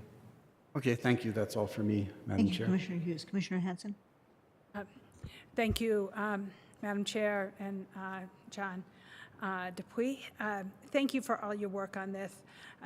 I think that it is noteworthy to say that having somebody like you who's willing to work with the city, but also having somebody on the city side who's willing to work with us is also equally important, because otherwise we don't get these agreements done. We can talk and make suggestions, but if the city doesn't respond, we don't go anywhere. And so I agree with you 100% about making sure that all our I's and T's are crossed, and how we're coming to these calculations of how we're wheeling, so that we don't have that crisis moment and we reach a fair agreement for everybody. And I think that this board has heard me say before, we want a win-win. And so, it's working together is how we're going to get a win-win. And so I want to thank you for your effort in that regard. So, and I think this is a good agreement. And since the chair has the motion, I'm going to leave it to her. So thank you very much. So if there's no further discussion before the motion, recognizing that the agreement is currently moving through the City of Santa Fe approval process, I move to approve the substance of the interim wheeling rate agreement between the City of Santa Fe and Santa Fe County, and direct staff to bring the final version of the interim wheeling agreement to the board for the final approval at a future meeting. I'll second. Thank you. So we have a motion and a second, no matter how hard it is to say the word wheeling. Is there any further discussion? Seeing none, all in favor, please say aye. Aye. Aye. Any opposed? Thank you. This passes, and thank you for all the information you provided as well as the work on this. Thank you, Madam Chair. Next time we'll work on one that's easier to say. Yeah, well, I need it.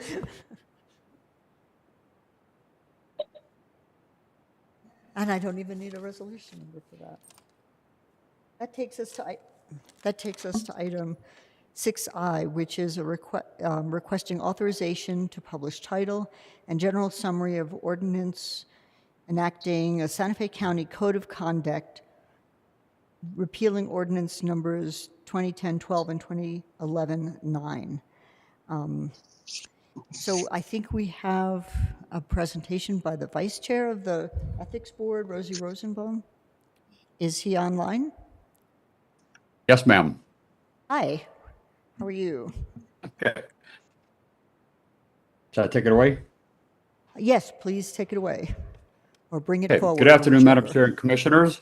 I am Vice Chair Rosenbaum of the Ethics Board. As you know, the draft Code of Conduct ordinance was tabled at the 22 February meeting to allow for discussion and reconciliation of some elements of the code. I'm very pleased to say that the effort produced results. The proposed ordinance now before you has the support of the Ethics Board, the Commission, and the County Attorney.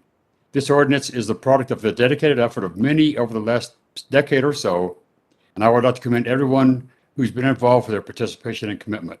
I'm supported here today by Chair Thompson. A code of conduct clarifies values and principles and sets out the ethical guidelines and best practices to follow for honesty, integrity, and professionalism. This code is intended to show everyone that Santa Fe County is committed to doing business ethically and responsibly. Potter Stewart, a former U.S. Supreme Court Associate Justice, once said, "Ethics is knowing the difference between what you have the right to do and what is right to do. Sometimes this poses a dilemma, which this code now helps resolve." The following is a high-level synopsis of the major differences between the proposed and the current documents. Section 4 definitions is updated with additions, deletions, and modifications as needed to reflect the new wording of the ordinance and to increase clarity. Terms such as administrative adjudicatory matter, affirmative duty, and county contract ethics official are now included. Others have been modified as the document evolved. The term anything of value is more clearly defined, including specific exclusions and categories of restricted donors. Section 8, conduct avoiding impropriety, is revised to more closely track language from New Mexico statutes regarding the criminal offense of bribery. Section 9, limitations on employment with and appearance before the county following government service, is updated to reflect guidance and limitations from the Governmental Conduct Act. Section 11, ex parte communications, is updated to clearly state ex parte applies in any action involving administrative adjudicatory matters and not just those concerning the county's land development code. Section 12, conflicts of interest disclosure, was expanded to include a paragraph that clearly states the fact that the Ethics Board will provide an advisory opinion of any potential conflict of interest upon request. Section 13, misuse of confidential information, is modified to be specific and to mirror the Governmental Conduct Act. Section 14, duty to report improper offers, is revised to clarify to whom improper offers are to be reported. Section 17, political activity, we moved a paragraph that was more focused on coercion than political activity and eliminated another paragraph, as it is now covered by the Campaign Practices Act. Section 18, disclosure, now introduces the conflict of interest and financial disclosure statement form and clarifies that these forms are to be filed with the Human Resources Division, but maintained by the county clerk. Section 19, proper uses of campaign funds. Section 20, prohibited uses of campaign funds. And Section 21, disbursement of surplus campaign funds are removed in deference to the Campaign Practices Act and the more detailed campaign finance rule. Section 20, reporting and resolving alleged ethics violations, is significantly expanded to clearly define the steps involved in making claims of ethics violations, the roles of the county's contract ethics official, and the role of the ethics board. A flowchart is added that graphically walks through this process. Finally, Section 25, penalties, is updated in coordination with the county attorney's office to better reflect penalties within the purview of the ethics board, the district attorney, or the attorney general, depending on the severity of the violation. The ethics board believes this new ordinance sets a high standard for ethical behavior for our elected officials, appointed officials, employees, and volunteers, and that if followed will place their decisions and actions above reproach. We respectfully request the Board of County Commissioners authorize title and general summary of the new Santa Fe County Code of Conduct and hold a public hearing on its adoption. And with that, I welcome any questions. Thank you very much. Madam Chair. Commissioner Hughes. Thank you, Madam Chair. I don't have any questions at the moment. Just wanted to thank the Ethics Board for their hard work putting this together. It has been 10 years in the making.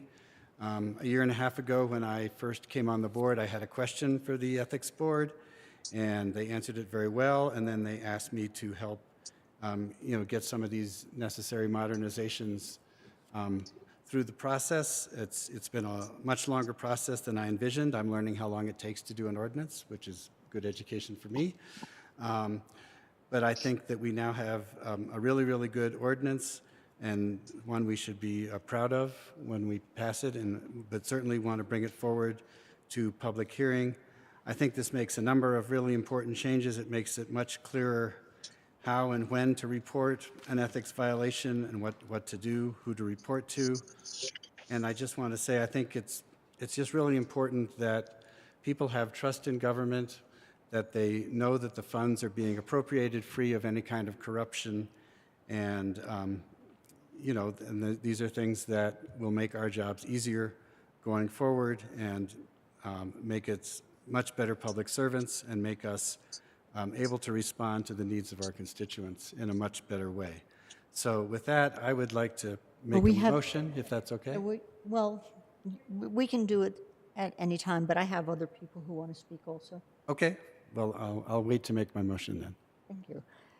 So I understand we also have the chair of the Ethics Board, Carol Thompson. Are you available? Yes, Madam Chair. Thank you. Well, welcome, and please go ahead.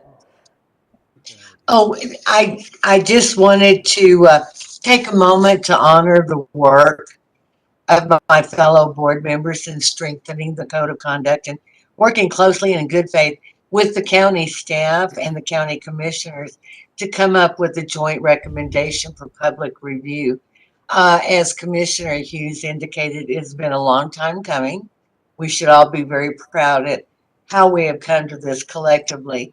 I do support at this time that we go ahead and move forward in publishing title and general summary of our newly revised code of conduct. And if the commissioners during the public hearing has any questions of the board members, that we would be happy to answer them at that time during the public hearing. Excellent. Is that all? Yes, Madam Chair. And we really do appreciate everyone's hard work. Staff, the county commissioners, county attorney's office. It was a collective effort. Excellent. Thank you so much, Chair Thompson. And so under further discussion, Commissioner Hanson? Thank you, Madam Staffer. County Attorney, we have the definitions and we have the amendments that we all agreed to. So do we need to make a motion to add those amendments into the presented Exhibit A? Madam Chair, Commissioner Hanson, I believe that's what the Vice Chair of the Ethics Board was presenting. But for clarity, I think it would be fine to move to authorize publication of title and general summary of the amended and restated County Code of Conduct with the amendments jointly recommended by Commissioners Hanson and Hughes and the Ethics Board. I think that would make a clear record. Thank you. Feel free. I want to defer to Commissioner Hughes if he wants to make that motion that Greg just suggested. Yes, I do. I do want to make that motion. I was pausing in case anybody else had a comment. But I know we'll have a time for discussion. But let's go ahead and make the motion as Attorney Schaefer stated it, basically to publish title and general summary with the amendments that were agreed upon by the Ethics Board and Commissioners Hughes and Hanson during the discussions. And if I could, Madam Chair, Commissioner Hughes, just if you want to give direction as to how many public hearings you'd like to have, only ones required by law, and then also at what meeting you would like this to be brought back. Given legal noticing requirements, I don't think it could be done sooner than the first meeting in May for final hearing and adoption. But again, you want to potentially include that in your motion as well. Thank you, Madam Chair. Thank you. Yeah, thank you, Attorney Schaefer. I did want to add to the motion that we have a public hearing, just one public hearing on May 10th. I think that will cover it. Excellent. I will second. So we have a motion and a second. Is there further discussion? Seeing none, all in favor, please say aye. Aye. Aye. Aye. Any opposed? Thank you. Thank you, everybody, for attending, and to the Ethics Board Chair and Vice Chair for their presentations. And I assume at this point I do not get an ordinance number, even though it's listed as a blank, because that's for when we actually adopt it. So I just want to make sure I get my ice cream later. That's correct, Yeah. Madam Chair. So, Madam Chair, Yes, I go knew that was a good that's right. hint. Now I'm gonna have to let it know what kind of ice cream is my preference. That takes us past 7, since there are no presentations, to item 8, which is matters of public concern. And Daniel, I assume you're online to help me out, but I know we have, or at least my understanding is that we have 5 people who've indicated a desire to speak to the board under matters of public concern. And so I will call on them in the order they were presented to me, and Daniel, please feel free to interject any management that is needed to move through this. I'm going to ask for like a 3-minute time limit on each presentation. So first is Savannah Richards. Savannah, are you here and wish to unmute yourself and speak to the board?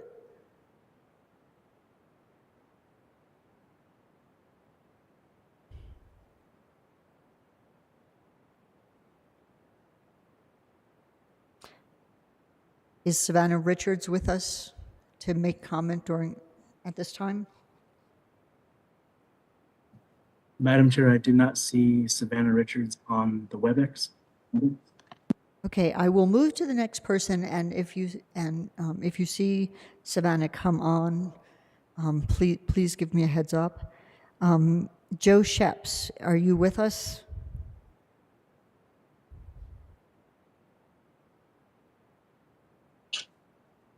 Can you hear me? Can now. Okay. Thank you very much for your attention. I'm calling about something that you might have read in the paper for 2 years. I've been running a column about, and that is the lack of attention to enforcing the city noise ordinances. Not only the hotels, but everyone who lives on any major artery from Old Pecos Trail to Airport Road to Old Taft Highway to Bishop's Lodge are tortured by regular violations of the noise ordinance by probably no more than 100 individuals, city and county wide. I would really like to explore, one, an increase in the fines, which to me are minimal now, and they certainly are not getting people's attention to be afraid of getting caught. Explore the idea of a dedicated noise enforcement officer, that I can raise money from the hotels.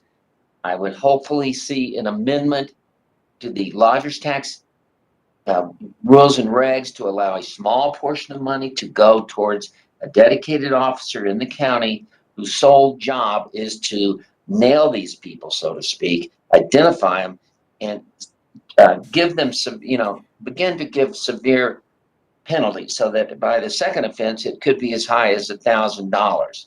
But we don't seem to be able to motivate the police department. They're understaffed, and it doesn't seem to be a big priority. I am to be meeting with the new police chief on Thursday and the sheriff tomorrow, because the sheriff seems receptive to this issue. He says that the county has the same problem, and since the city is in the county, I'm hopeful that some resources can be allocated and in a joint venture kind of with the private sector, which would be the retailers and the homeowners associations and the hotels, to fund this dedicated officer.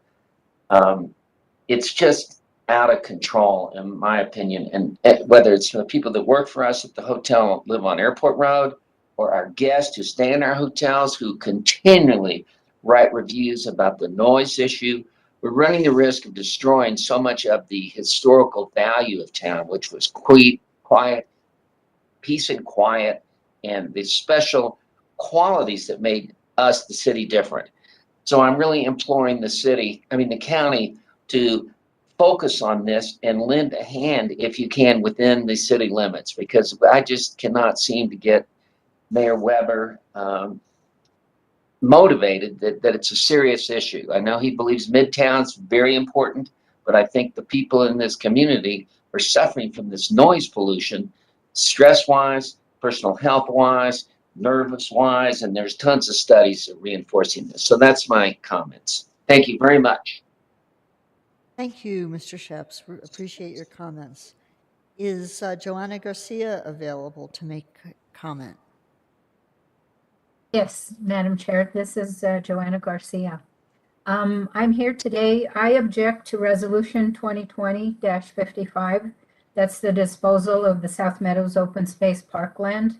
I further object to the proposed sale of the South Meadows Open Space and believe my due process was violated.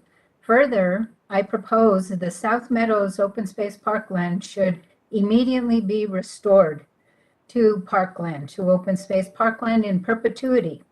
I further propose the South Meadows Open Space Parkland be offered to the city of Santa Fe as parkland in perpetuity, in which it was the goal for District 3 residents. Thank you. Thank you very much, Joanna. Is Miguel Acosta available to speak?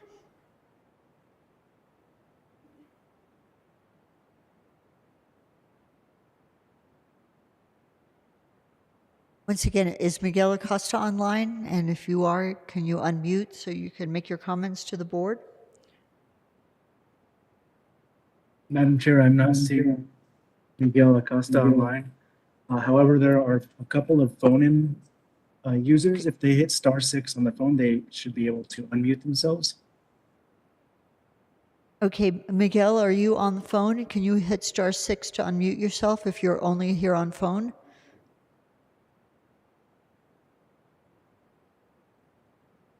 Okay, I will move on to the next person, and then I will recheck for the two people who signed up but didn't seem to be available. Is Alba Blondis available? Yes, Madam Chair, I am.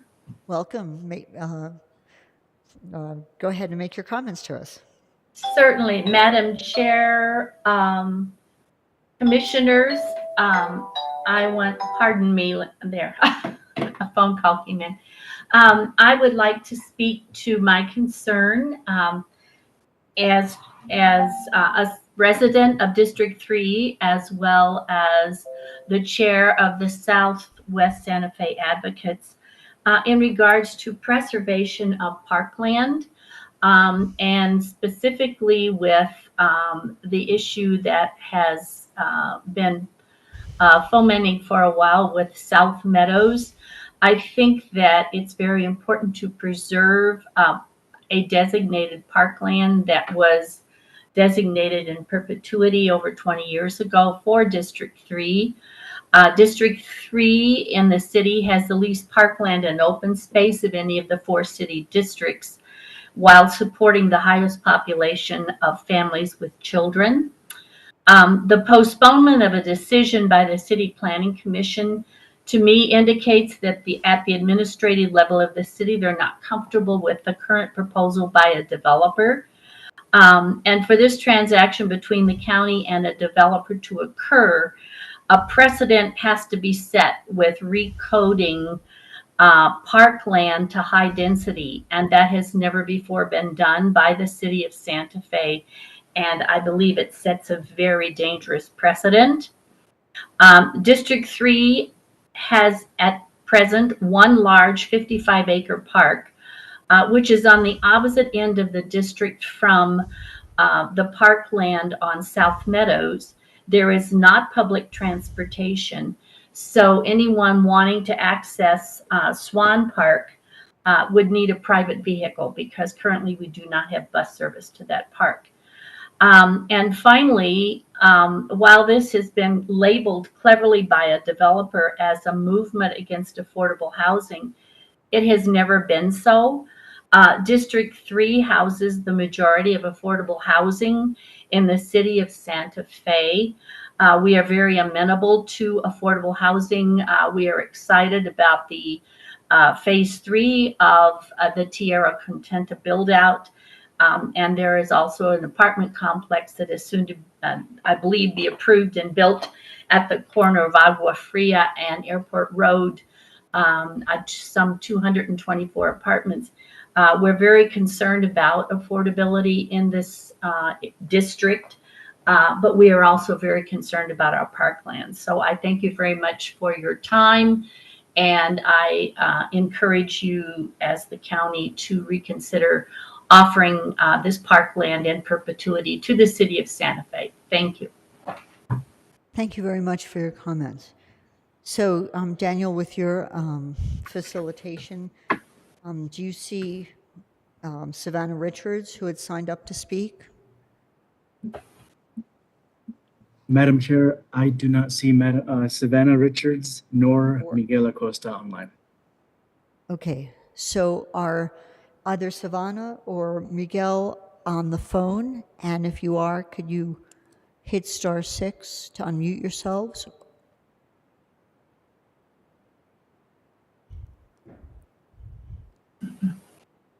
Or is there anybody else who wishes to make a comment to the Board of County Commissioners during this matters of public concern? Put your hand up. Hearing? I think I'm hearing none. So I'm going to go ahead and close matters from public concern. And that takes us to, and thank you everybody for making your comments to us. That takes us to item 9, matters from the county manager. And that will include COVID updates, miscellaneous updates, and then legislative updates from Hutch Miller. So, Manager Miller. Thank you, Madam Chair. Wanted to see, I can give the COVID updates, and then I thought I would have Hutchie give the legislative update. Great. And then I'll do the miscellaneous updates. So on COVID cases updates that were published Monday in New Mexico over the weekend, and that's Saturday, Sunday, Monday, there were 329 new cases reported, or an average of about 109 per day, bringing the state total of COVID cases to 519,186. And then over the weekend also, there were 91 new cases reported, or an average of about 30 per day for Santa Fe County, which brings our total to 28,336. Number of patients reported as hospital patients across the whole state as of Monday was 50, with 5 of those on ventilators. That number is significantly lower than it had been a few months ago. And the CDC is still reporting that Santa Fe County community level is low. Vaccination rates as of yesterday in New Mexico, first dose 91%, fully vaccinated 77.8%. And in the county, a first dose at 99%, with fully vaccinated at 87.4%. So that is the latest and greatest on COVID. I did read, however, though, in some communities around the country, they're starting to see an increase. The Omicron had another variant from it that's supposed to be more contagious, and now they're looking at when somebody does get that, either as a breakthrough case, that then they've they're actually getting, the more cases they have reported, then they consider a higher level of community immunity. So, another tongue twister for the day. So we've been kind of watching that to see what's happening throughout the rest of the country. But as I said, in New Mexico and in Santa Fe County specifically, it's still considered to be a low community level on the CDC scale, which is good for us. And that's all I have on the COVID information. And now I would turn it over to Hutchie for the special session report. Thank you. Welcome, Mr. Miller.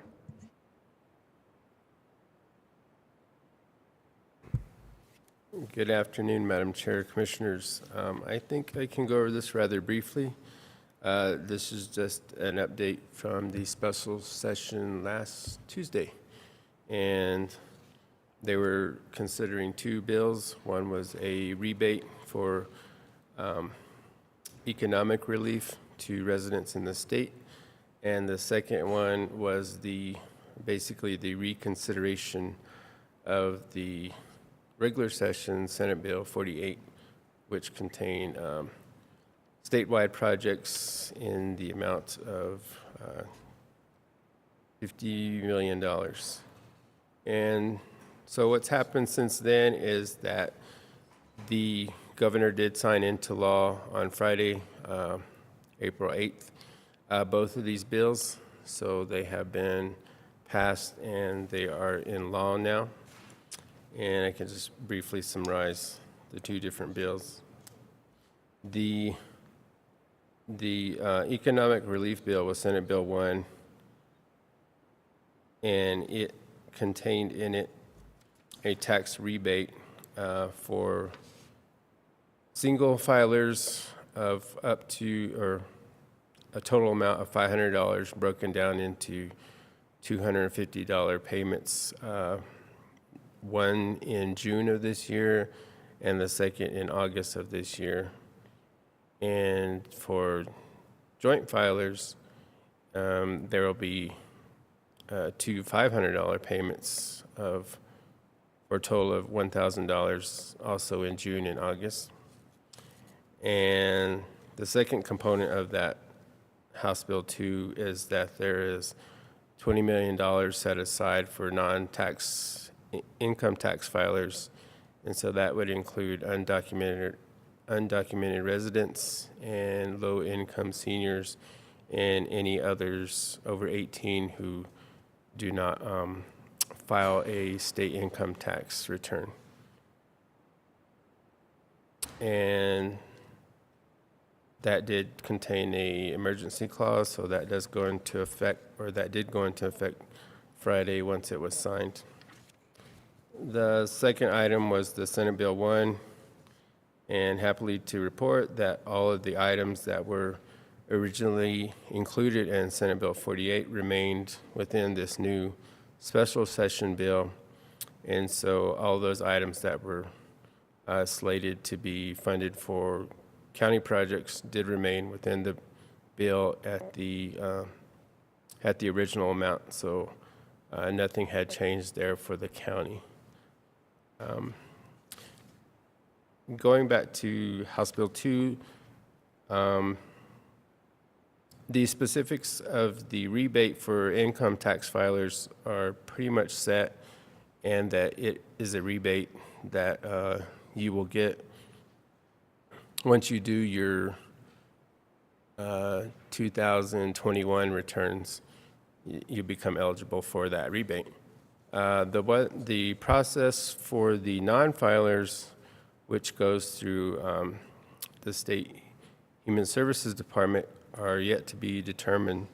So I can provide you details of that to let you know how individuals go about claiming that, for claiming a rebate, or it's not necessarily a rebate, but claiming that assistance through the Human Services Department once that process is known. Other than that, I think that's all I have as far as the update. If you have any questions, I'll be happy to answer them for you. Fabulous. Thank you so much. Commissioners, are there any questions? No, I guess that's a great summary. Thank you very much. Thanks, Commissioner Hachi. Hanson. Yeah, I just gonna, thank you, Did you- Hachi, for the update. So on the rebate, it's going to be sent out in two different sets, one 250 one time for a single, 500 for a married. I'm sorry, I had to leave the room. And so when is it going to be sent out for people? Madam Chair, Commissioner Hanson, it doesn't specify as to like first week, second week within June. It just simply states within the months of June and the month of August. So that was in part to break the payments into 2 fiscal years. Much like the county, the state follows the same fiscal year. So they'll end in June and start a new fiscal year in July. So that part was more for the logistics of processing the payments. Okay, thank you, and I'm sorry if I missed that. I'm sorry, I had to step out. So, thank you. Thank you, Commissioner Hanson. Yeah, thank you very much. Are there other questions? Did I? No, so thank you very much. Excuse me, Mr. Miller. Thank you all. Manager Miller. I think we're back to you. Thank you, Madam Chair. And thank you, Hachi. So a couple of other miscellaneous updates. The senior centers reopened last weekend on a modified schedule from our regular schedule. Staff reported that while some seniors chose not to return for various reasons, those who did were really happy to come back and socialize. Some just came to socialize more than anything, more than congregate meals, but just to be back in the facility. So on the partial reopening week, Ken and Patty Adams Senior Center had 97 attendees and 65 had congregate meals. At Benny J. Chavez Senior Center, 26 attendees and 8 congregate meals. In El Rancho Center, 32 attendees with 11 congregate meals. Abdon Lopez Senior Center had 77 attendees. Edgewood Senior Center had 53 attendees and 43 congregate meals, and Rafina Lunch Site had 15 attendees. So we're pretty excited to see the enthusiasm of the seniors. Like some of the reasons individuals didn't return that had previously been going, not liking the mask requirement. That is a requirement of the state. That was guidance that we had in reopening our senior centers, that we needed to have a mask mandate and screening when people enter the facility. And then some others just not comfortable yet coming back into congregate settings. But for the most part, it was very positive and encouraging, and we'll continue with that schedule, that modified schedule through the end of the month, and then in the beginning of May, move to our regular schedule that we had prior to the pandemic, as long as everything continues to progress in the positive way. Then also, I'm sure you've seen on the news, there's a couple of wildfires that are causing concern of people having to evacuate their communities. So our fire marshal has been diligently watching and monitoring the weather conditions in Santa Fe County, and is issuing an order, or has issued an order, that will go into effect tomorrow, April 13th. It is prohibiting open burning within the unincorporated areas of Santa Fe County, and continues under further order of the fire marshal. So county current open burning permits will be suspended, and new open burning permits will not be issued until further notice upon the end of the order of the fire marshal. And he's going to monitor that. He's looking at 30, 60, 90 days, or potentially longer if necessary. Also, this is good news. The corrections leadership, specifically within our behavioral health area, but Mark Bichelli, mental health manager, and Josh Trujillo, our community reentry specialists, both who presented to the BCC at our pre-tour presentation last Friday, have been selected by, of course, they give me the acronym, the NCCHC, which has to do with Corrections Healthcare Conference, but it's to represent Santa Fe County on a national level and conduct a presentation at the Correctional Mental Health Care Conference in Denver, Colorado in early August. Their presentation is titled Reentry, Recidivism, and Relapse Reduction.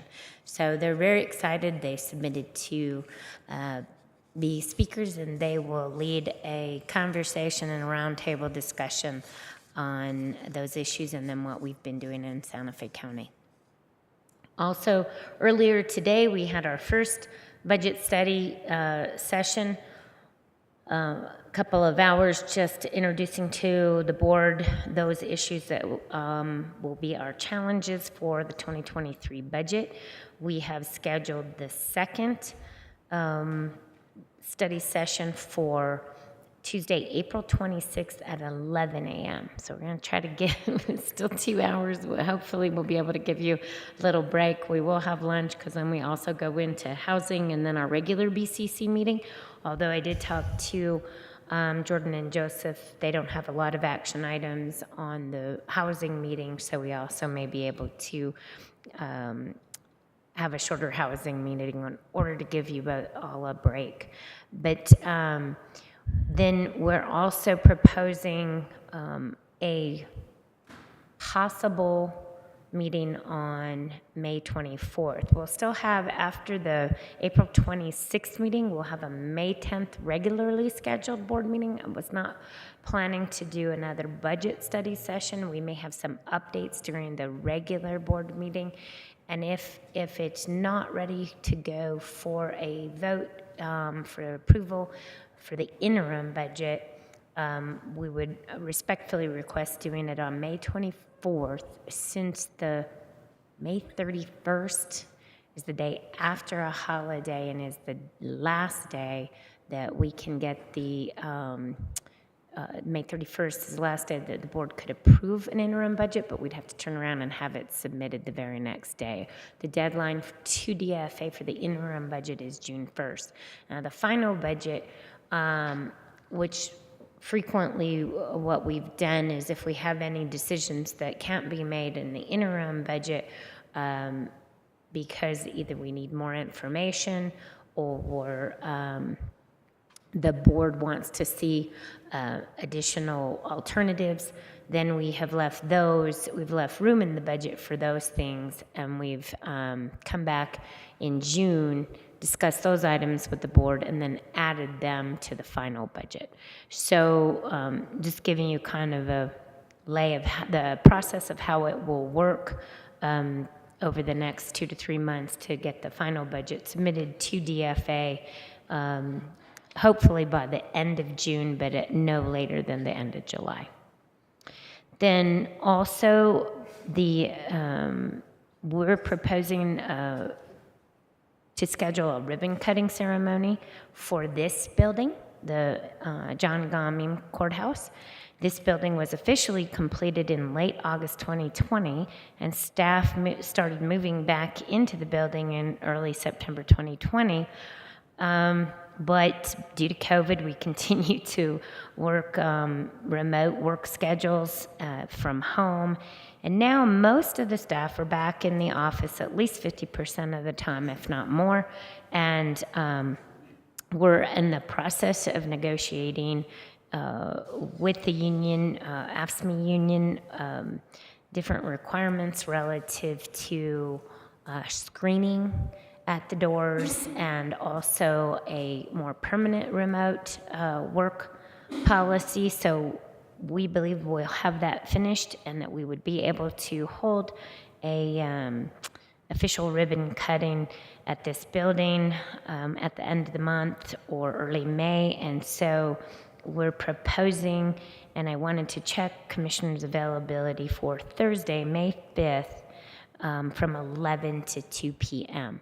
I anticipate this will be fairly well attended. We've had quite a few people interested in what the building looks like, and we've had it, the doors locked, and you can only come in by appointment or escorted by somebody in order to screen individuals who come into the building for signs of COVID-19.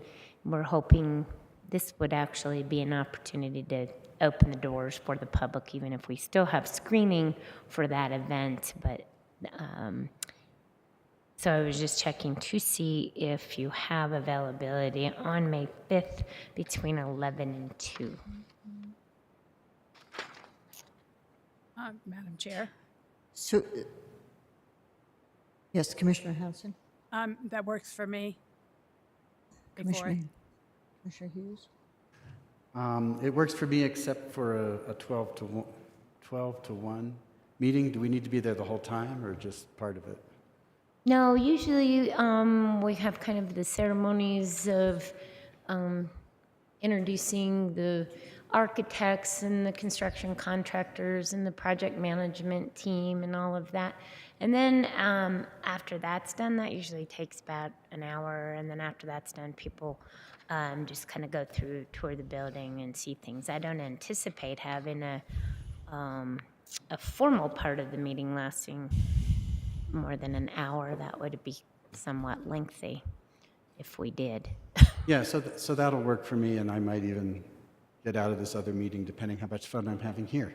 Excellent. Commissioner Garcia, is May 5th for you? That's a Thursday, madam?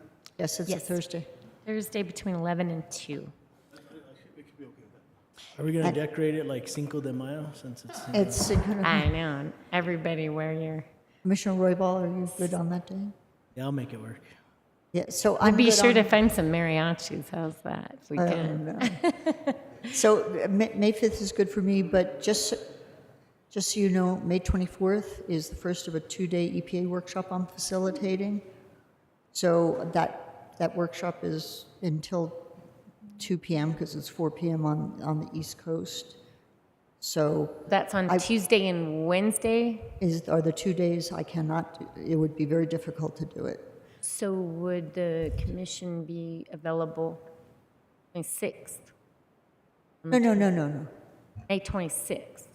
Oh, I thought you said the 6th. I was going to, the 5th No, is fine with May me. 26th for the, for a special meeting? That's totally open for me, but I don't know about my other colleagues. For just a couple? Instead of the 24th, possibly the 26th? So Commissioner Hughes said that's fine. Commissioner Hanson is checking. Anybody else know whether the 26th is open for them? It's a Thursday, and it's not, it's for, it's a Budget. potential budget meeting if needed. Would we do it at 2 o'clock like normal? Is that what we're thinking? Yeah, I think we could do it. I just wanted to see if that day works for everybody. Anytime if- that day works for Since me. Tuesday doesn't work for the chair. Yes, Commissioner Hanson? Madam Chair, the 26th will work for me. Just, yeah, so just tell me the time. Excellent. And Commissioner Roybal, you don't know? Yeah, okay, so it looks like everybody is good. And I really appreciate it. I'm sorry to throw a monkey wrench in. No, that's not a problem. Madam And Chair. Commissioner Hughes, you said better if it's in the afternoon? Well, no, the only conflict, I just want to say, the only conflict I see is we have MPO at 5 o'clock, so we need to be done by 5 o'clock. Yes. Good point, thank you. So 1 p.m. I think would be better. Or something earlier? Yeah. Sure. Good point. Okay. And Okay, anything- we'll send out a save the date And then if we need it, we'll send it out as a regular meeting and or a special meeting with a meeting notice. If not, we'll cancel it. Cool. Thank you so much. Okay, and then the last item I have is probably the hardest item for me to discuss, and that is that with very mixed emotions, I am announcing my retirement from Santa Fe County. I'm committed and will remain on board to assist in the transition to the successor that you as Board of County Commissioners select to take my place. However, upon completion of that transition, I will move on to taking care of my family, my husband, and my physical and emotional health full time. I don't plan on working. I have to say that I think it's unlikely that for most people, saying the words, "I am retiring," is so hard. And I feel very blessed and grateful that this was such a difficult decision for me. I've been the manager for over 11.6 years, or 4,240 days to be exact today. Wait, but how then many again, hours who's and counting? minutes? It's been one of the most rewarding and also most challenging positions of my 40-year career. I am so proud of the progress that departments have made, elected officials, offices, members of the leadership team, their staff, and the county as a whole under the direction of the Board of County Commissioners. I'm very proud of that progress. We have come so far in my time here. I've been able to know most of my team leaders, and both on a professional level and personally. Their hard work has been nothing short of inspirational, and their work ethic is heartwarming, endearing, and most of all, motivational for keeping me here and keeping me committed to the county. The county leadership and their staff have been so professional, so dedicated and compassionate, and frankly, just extraordinary. I have been so very fortunate to be able to call myself their manager or their leader. I will miss all of them individually and collectively. It has been an honor to be a part of their team. I would like to give special thank you to you, the Board of County Commissioners, for entrusting and allowing me to work with such an amazing county, work for such an amazing county, and that's Santa Fe County. And you saw it today when you just talked about your proclamation, Commissioner Hansen, and how wonderful counties are and what they do. Without your support, all of the successful accomplishments would not have been possible. I'd also like to thank every one of you, elected officials, leadership, the staff, the public, other governmental entities that we work with, our contractors, our legislators, for all of the patience everyone has had when dealing with difficult and contentious issues, including my own impatience and my own frustrations when we have had to deal with stressful situations. I want to express my appreciation to all who have had to work late nights, slog through long and sometimes very difficult discussions, to work whatever it takes to get a job done, when it's after hours or it's on weekends or it's on holidays or it's during inclement weather.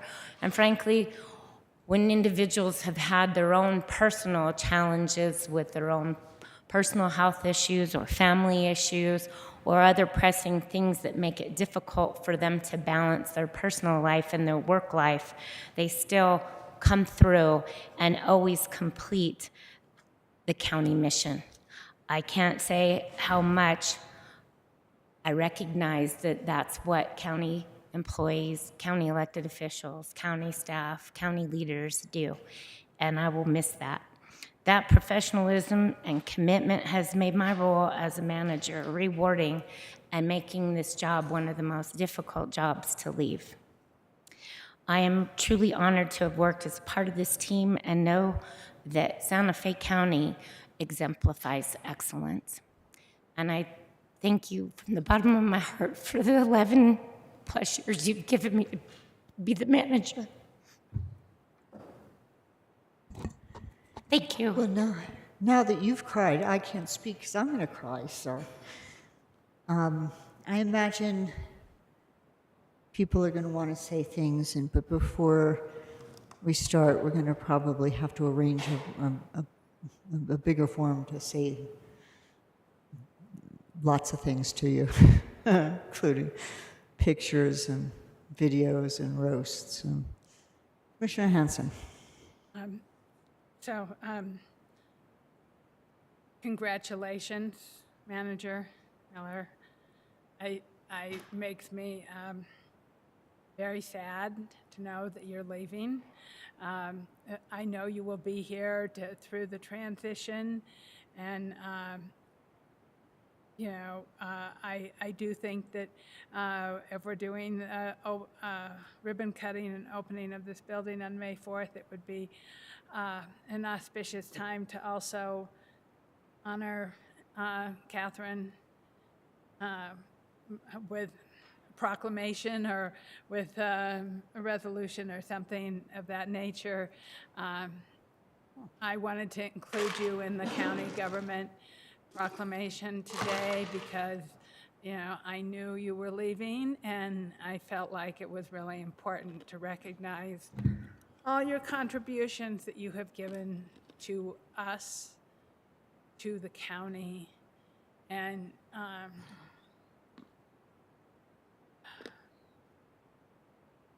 there are clearly not words that we can all express our gratitude, and at the same time, a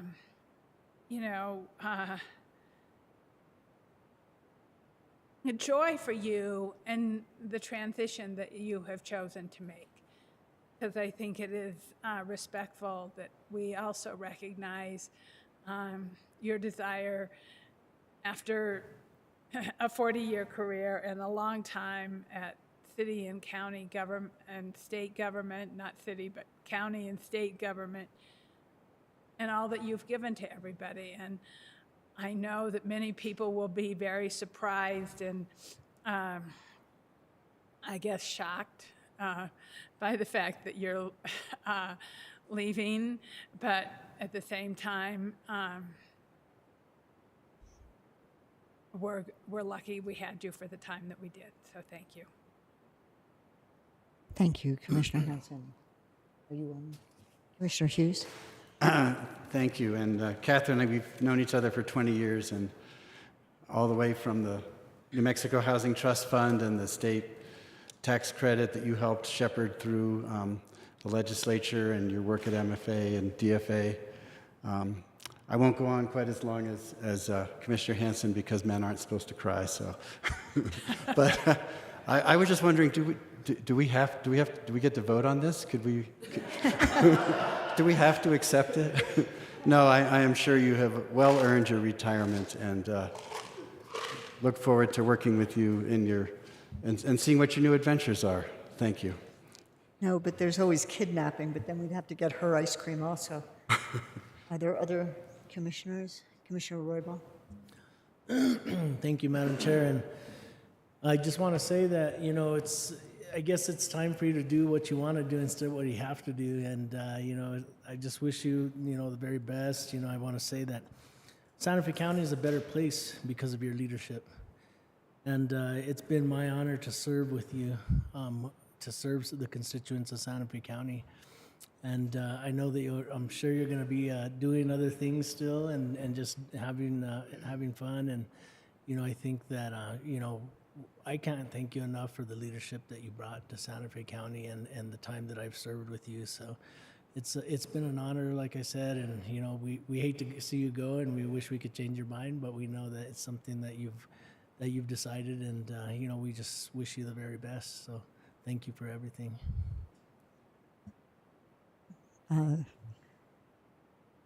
Okay, so I'm going to jump right in.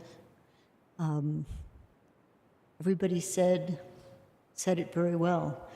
The county is a better place for you having been here. And frankly, so are a lot of other counties. You've contributed incredibly to the county, and you've contributed to, way beyond our county in terms of leadership and teaching and whatnot. I'm a way better elected official for having had all the time for you, providing information and coaching and support, and I bet, everybody else could admit to something similar. So, it's a rare, there are a lot of wonderful people in the world, but the really exceptional ones are rare, and it's been an incredible honor. I guess now it's my turn. Yeah, but and I promised a couple individuals that I wouldn't break down, But oh, go ahead. That's all good. We all did. And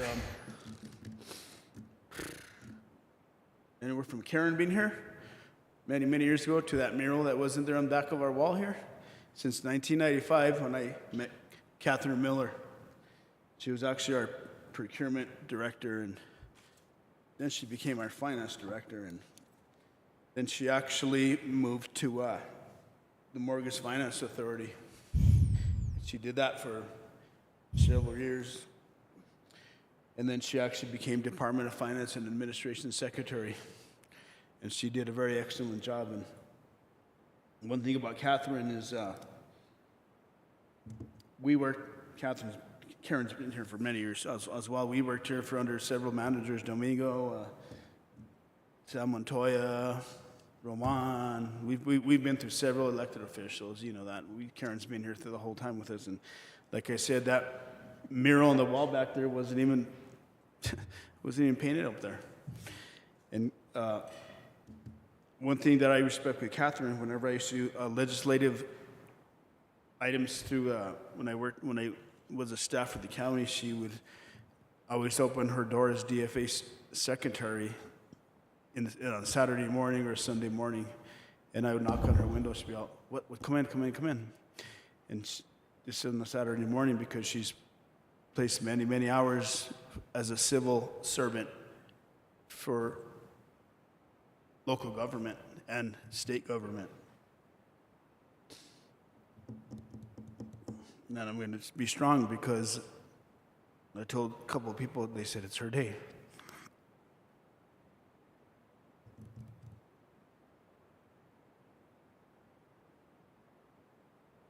But for the 11 years that you worked for Santa Fe County, we've been here for a while, Catherine, and you know that. It's almost like we grew up on the ship here, and we worked from the bottom of the ship, some of us all the way to the bridge of the ship. And you, behind the scenes, have kept your, like you said, your workforce, our workforce. You actually have, you kept the ship sailing, the ship sailing and sailing. And out of 33 counties in the state of New Mexico, I'll tell you what, you're the #1 top manager in the state of New Mexico. And you know that, and you're good at it. And with your entire workforce, you, this ship is sailing, and it's a smooth sailing. It's moving. It's going. And because of your leadership and several other elected officials and the team that you have, Santa Fe County does well.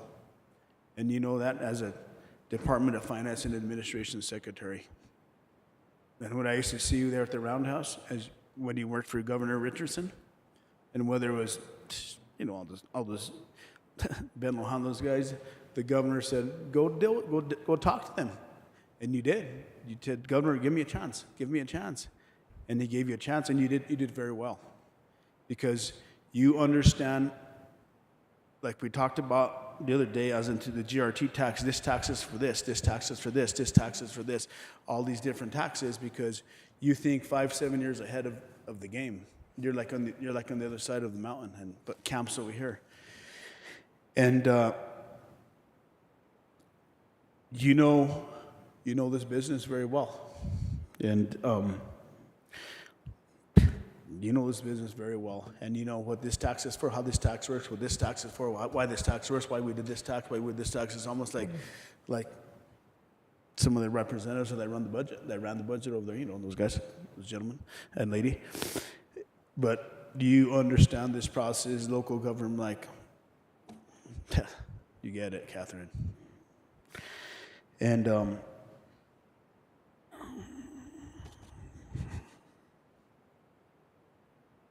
I want you to be happy and get some sleep. I might be able to get you this book that says stress and anxiety. However, go do what you need to do with you and your husband, Chuck. You're a good man and you're a good lady. And relax, because, you know, sometimes this job is just you go 100 miles an hour. But thank you for what you've done for civil service and for local government and for the state of New Mexico. And I'm proud of you.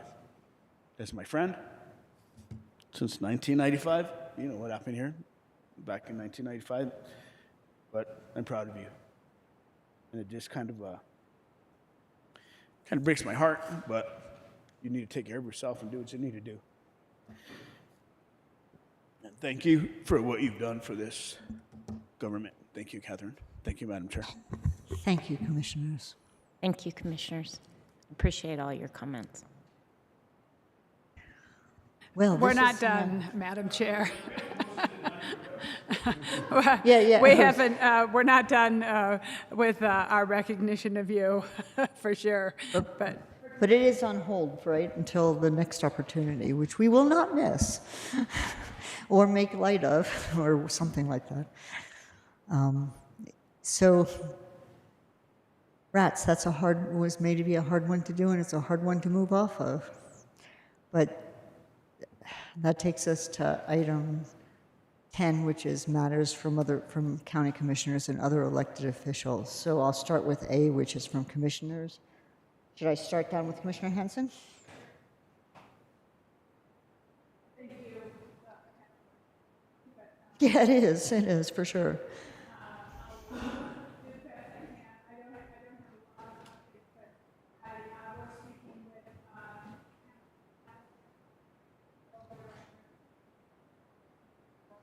Is your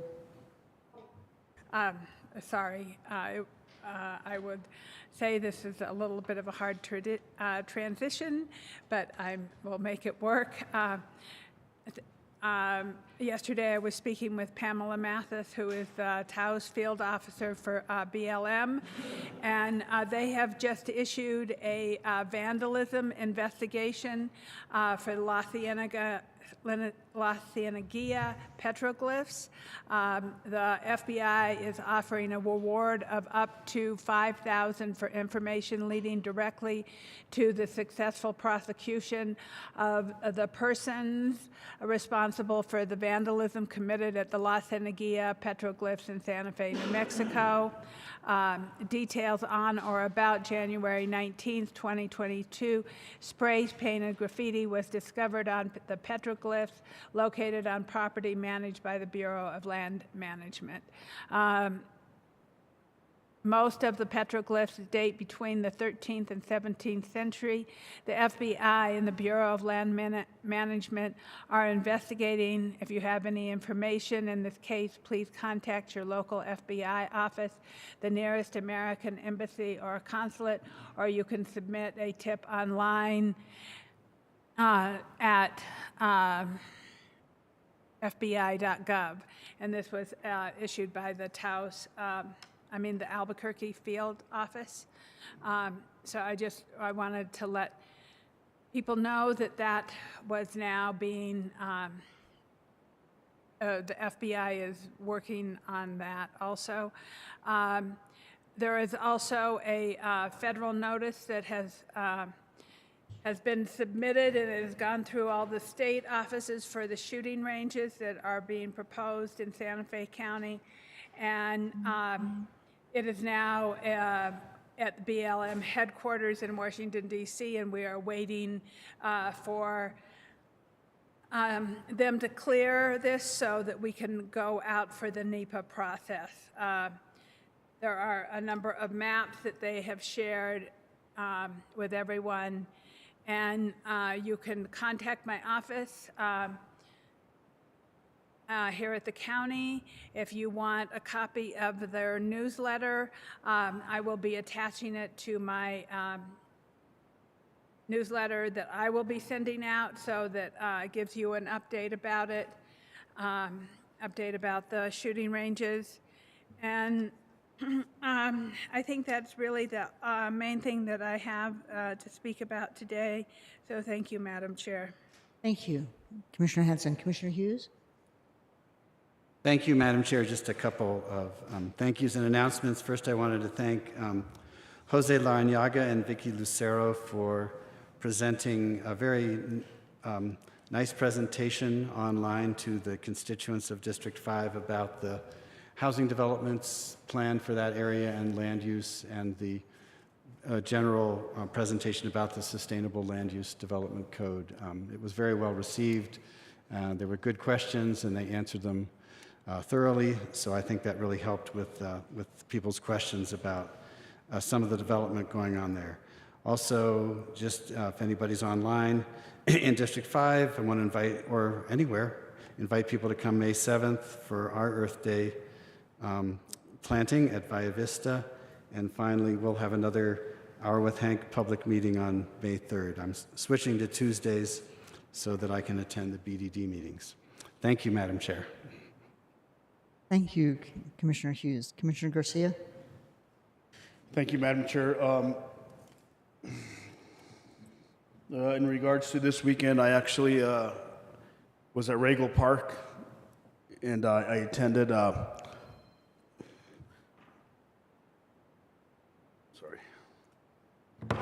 the Easter egg hunt, and it was great to see so many kids out there and their family running around collecting, as the fire chief and his assistant told me, 16,000 eggs, and it was it was pretty awesome to see They weren't the young individuals just racing out there and do what they needed to do. And then at 1 o'clock or 12:30 or 1 o'clock, then they had opening ceremonies for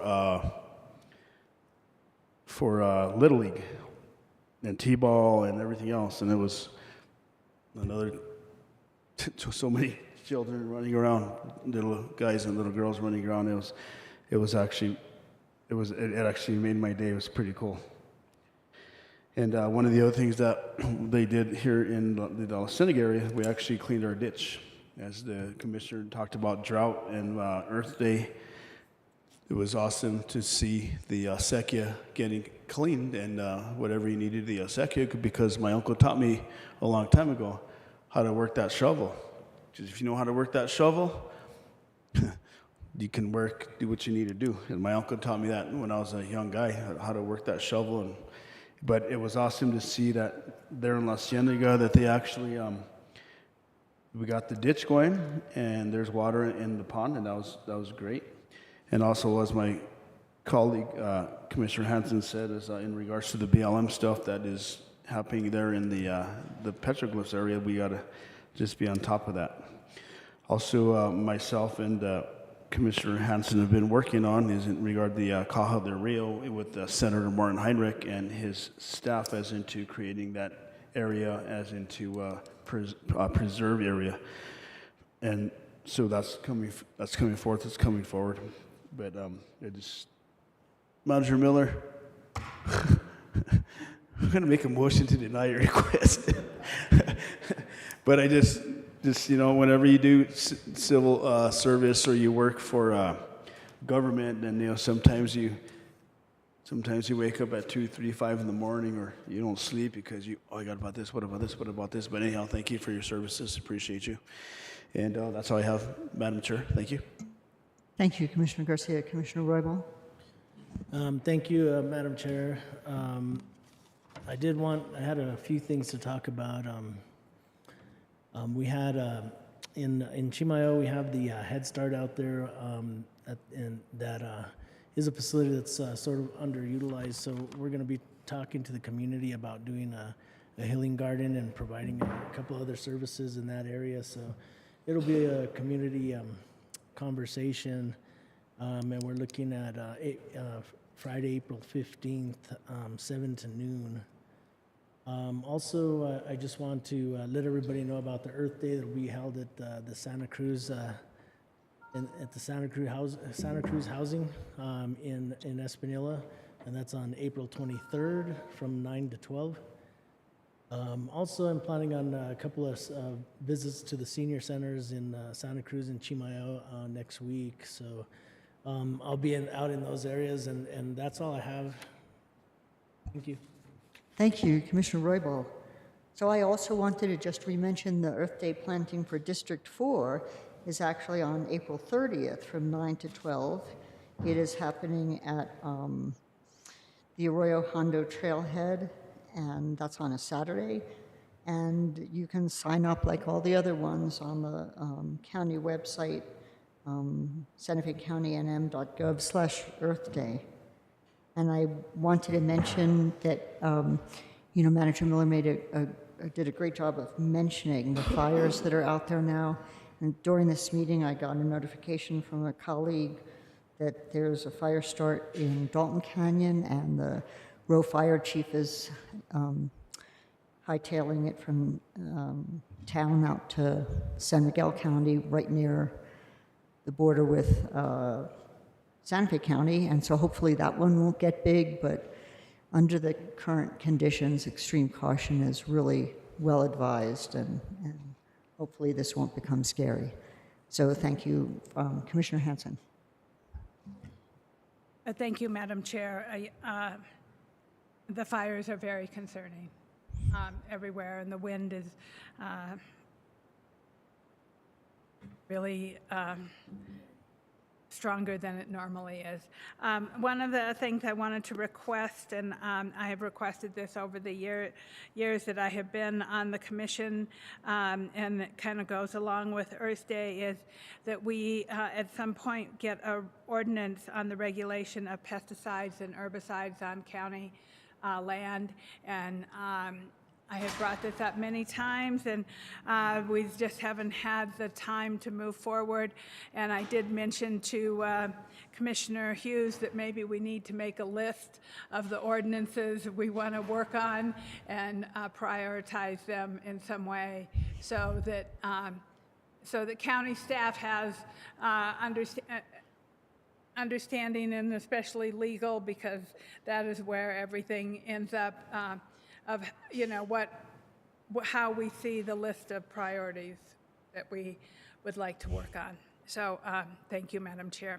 Great, thank you, Commissioner Hanson. And that takes us to 10B, which is matters from other elected officials. So I'll go first to our county clerk. Thank you, Madam Chair.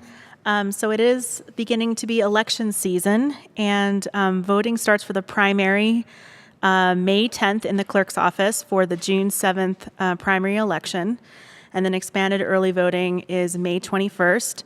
Absentee ballot requests are now available online. The portal has been opened at nmvote.org, and we recommend using the website and not sending in a paper form, because when handwriting is confused, then we have to send a notice back. And so it is actually easier. You get a direct confirmation that your absentee ballot request has been accepted when you go to nmvote.org and request online. Let's see. So the primary, we want to remind voters that the primary is for major parties only. And if you want to participate in the primary, you have to change your voter registration. You can do that now online at nmvote.org. Or this year, same-day voter registration will be available to anyone who is a minor party or independent voter. They are free to change their party to a major party and then vote in the primary. This year, we've added 2 new drop boxes, one at La Cienega for your absentee ballot, and also one that's a drive and drop right across the street from the federal mail post office. So you can just you can drop your mail, and then you can drop your absentee ballot about 10 feet further down on the left side. Let's see. So we've also added Southside Library as an election day polling site. That was something that Southside residents had requested. And so there will be more polling sites on the south side of town. Also, we are doing our second annual sticker contest for high school seniors who want to create an I voted sticker. We highlight that sticker, we send it to everyone who requests an absentee ballot and have it available on election day to get a special I voted sticker. And then the submissions will be voted upon by the Santa Fe County staff using ranked choice voting, and the winner will be the featured sticker. So we're hoping folks will start submitting. We've sent it out to the school board, and we just want to let people know it's open to high school students ages 14 to 18. And if you're interested in submitting something, you can send an email to Gabrielle Schultz, GSCHULTZ at santafecounty.nm.gov, or you can email the clerk's office. Let's see what else. Oh, and we are still recruiting poll workers for standby.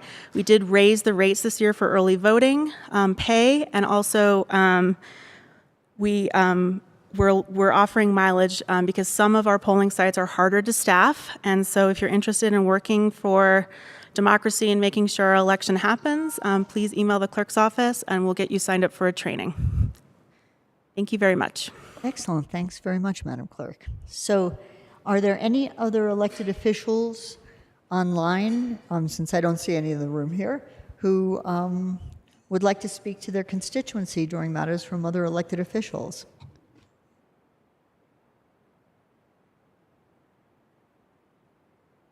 Daniel, do you see anybody online? Our treasurer, or I know. Madam Chair, I do not see any other elected officials online. Okay, thank you very much. I know the sheriff was here earlier when we were doing budget study, but thank you. So I'll close matters from elected officials and go to item 10C, which is a report and request for direction on annexation negotiations with the City of Santa Fe pursuant to Joint Resolution 2021-105. And Commissioners Hanson and Hughes are listed, but do we need an introduction about why this was brought forward from maybe Attorney Schaefer or Manager Miller? Well, I'll get to you in a second. Okay. No? Oh, at your pleasure, Madam Chair. The only background I would provide is, as the board knows, the City Council and the Board of County Commissioners did pass a joint resolution calling for some non-binding negotiations to take place to resolve open annexation items that were recognized in the joint resolution.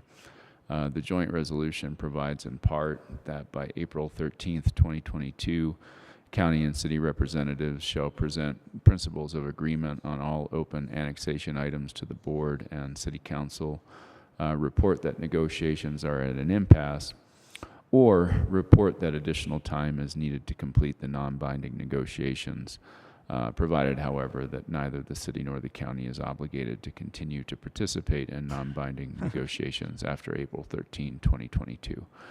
So it's that provision of the joint resolution that causes this item to be brought before the Board of County Commissioners this evening. Thank you, Madam Chair. Fabulous. I appreciate the background. Commissioner Hanson. So I would respectfully like to request that we continue negotiating. We have been making some progress. Both myself and Commissioner Hughes, city councilors, city and county staff have met on several occasions to discuss open annexation issues. Participant has exchanged useful information and perspectives, and we are now at a point where concrete proposals can be negotiated.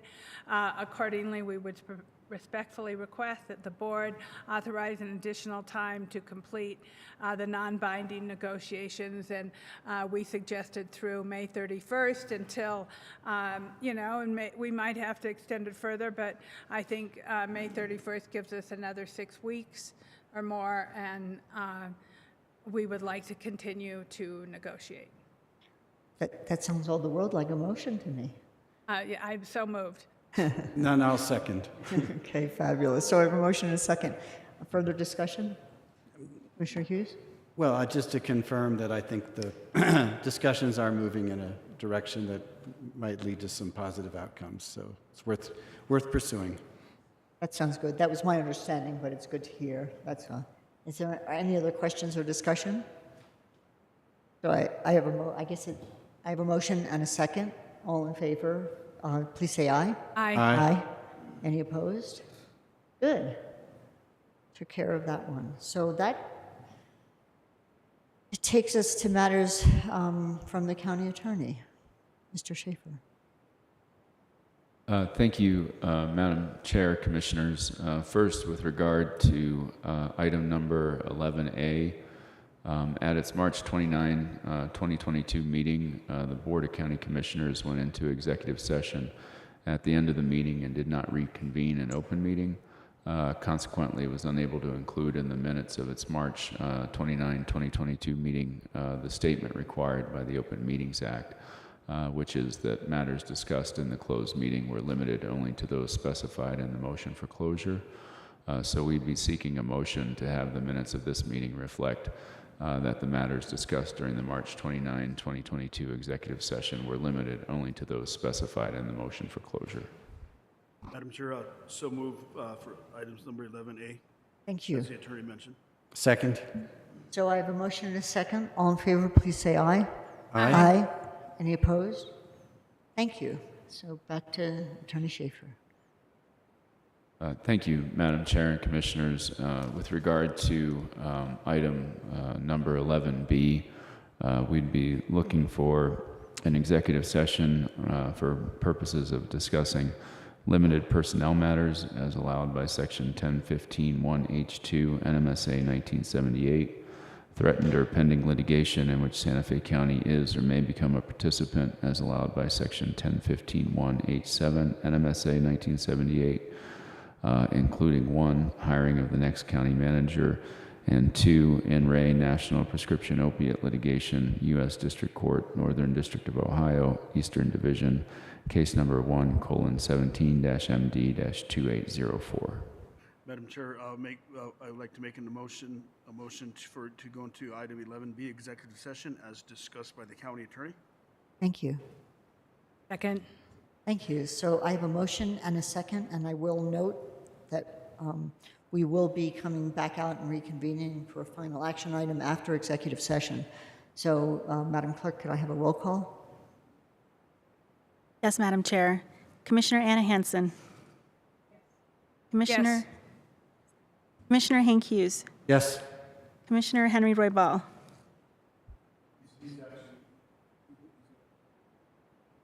I don't know whether he left permanently but he's not present at the moment. Shall I excuse him? Okay. Commissioner Rudy Garcia. Okay. Chair Anna Hamilton. Yes. Thank you. So we're now in executive session and we will return, and I don't expect it to be, Commissioner Roybal is now present, so. Commissioner Roybal, do you care to register a vote on going into executive session? Yes.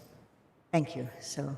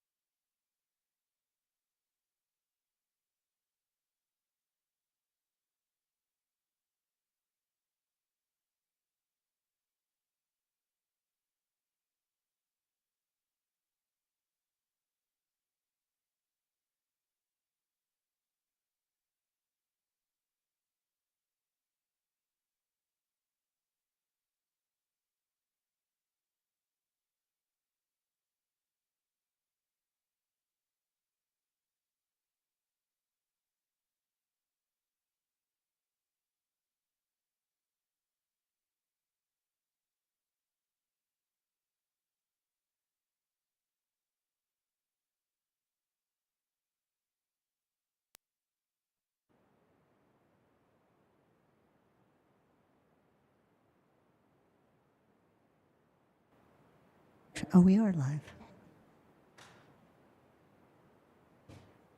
So we have returned from executive session. I would entertain a motion to come out of executive session. Madam Chair, I'd like to make a motion from item number 11, matters from the county attorney. Item B, executive session, to make a motion to come out of executive session. And can we add to the motion that nothing, That no action was taken? Yes. and we only discuss things that were mentioned when we went in the motion to go into session? Yes. Thank you very much. Second. So I have a motion and a second. All in favor, please say aye. Aye. Aye. And so that takes us to item 11C. Commissioner Hanson? Thank you, Madam Chair. I want to make a motion to, I move that we hire Greg S. Schaefer as the next county manager and direct staff to develop a transition plan and an employment agreement with Mr. Schaefer for consideration and action by the board at its April 26th meeting. And I am grateful that we are hiring from within our county. I think that is really important. And I also think that it is really important that we have certainty and that county staff know that we are moving forward in a responsible way to Madam Chair, Commissioner Hanson, your microphone is not on. I apologize. no, and nobody told me. Thank So you, do I Dan. need to do that again? Yeah, if you can make the motion again, I'm sorry. That would Okay, be me good. too. Okay, thank you, Madam Chair. I move that we hire Gregory S. Schaefer as the next county manager and direct staff to develop a transition plan and an employment agreement with Mr. Schaefer for consideration and action by the board at its April 26th meeting. And I want to state that I am really happy that we are hiring from within our own staff and that we are providing certainty for the community of Santa Fe County employees, and that it is someone that they are familiar with and somebody that we as the Board of County Commissioners are familiar with. And I'll second. Thank you. So I have a motion and a second, but just for clarity, I assume this starting with you wanted to make a statement as your own personal statement as opposed to Yes. part of the Yes. motion. Okay, thank you. So I have a motion and a second. Madam Chair, for discussion, I'll third it. Okay. I have a motion and a second and a third. If there's no further discussion, all in favor, please say aye. Madam Chair, Madam Chair, just for discussion, just one last thing. I just want to, Manager Miller, we'll actually have some releases to the press, obviously, because they're going to be on it, and we already talked about that, who's going to handle that, who's going to take care of that situation. But Manager Miller, I'm going to miss you, and you'll still be here, but great, congratulations. Well, can And we yes, finish the vote and then we can congratulate him? So all in favor, please say aye. Aye. Aye. Any opposed or abstentions? Thank you and congratulations. Mr. Schaefer, did you care to make Madam a... Chair, Commissioners, I'm truly honored and humbled to be entrusted with this position. Over the last 11.6 years, County Manager Miller has worked with current and former county commissioners to instill in the county a culture of professional and ethical public service driven by a set of established core values. It's that very strong foundation that I believe makes this such a welcoming opportunity. And building on that foundation, I look forward to working with you, other elected officials, and all of the dedicated team members of the county to achieve the county's objectives and meet whatever challenges may come our way. Thank you again for giving me this opportunity. And thank you for accepting it. Is there any other discussion? In concluding business, item 12, are there any announcements? I would enter, yes. I would like to move to adjourn. I'll second. Thank you. Motion and a third. second. All in favor? Aye. Aye. Aye. Thank you. Thank you, everybody, for hanging in, although it's not really that late, and congratulations.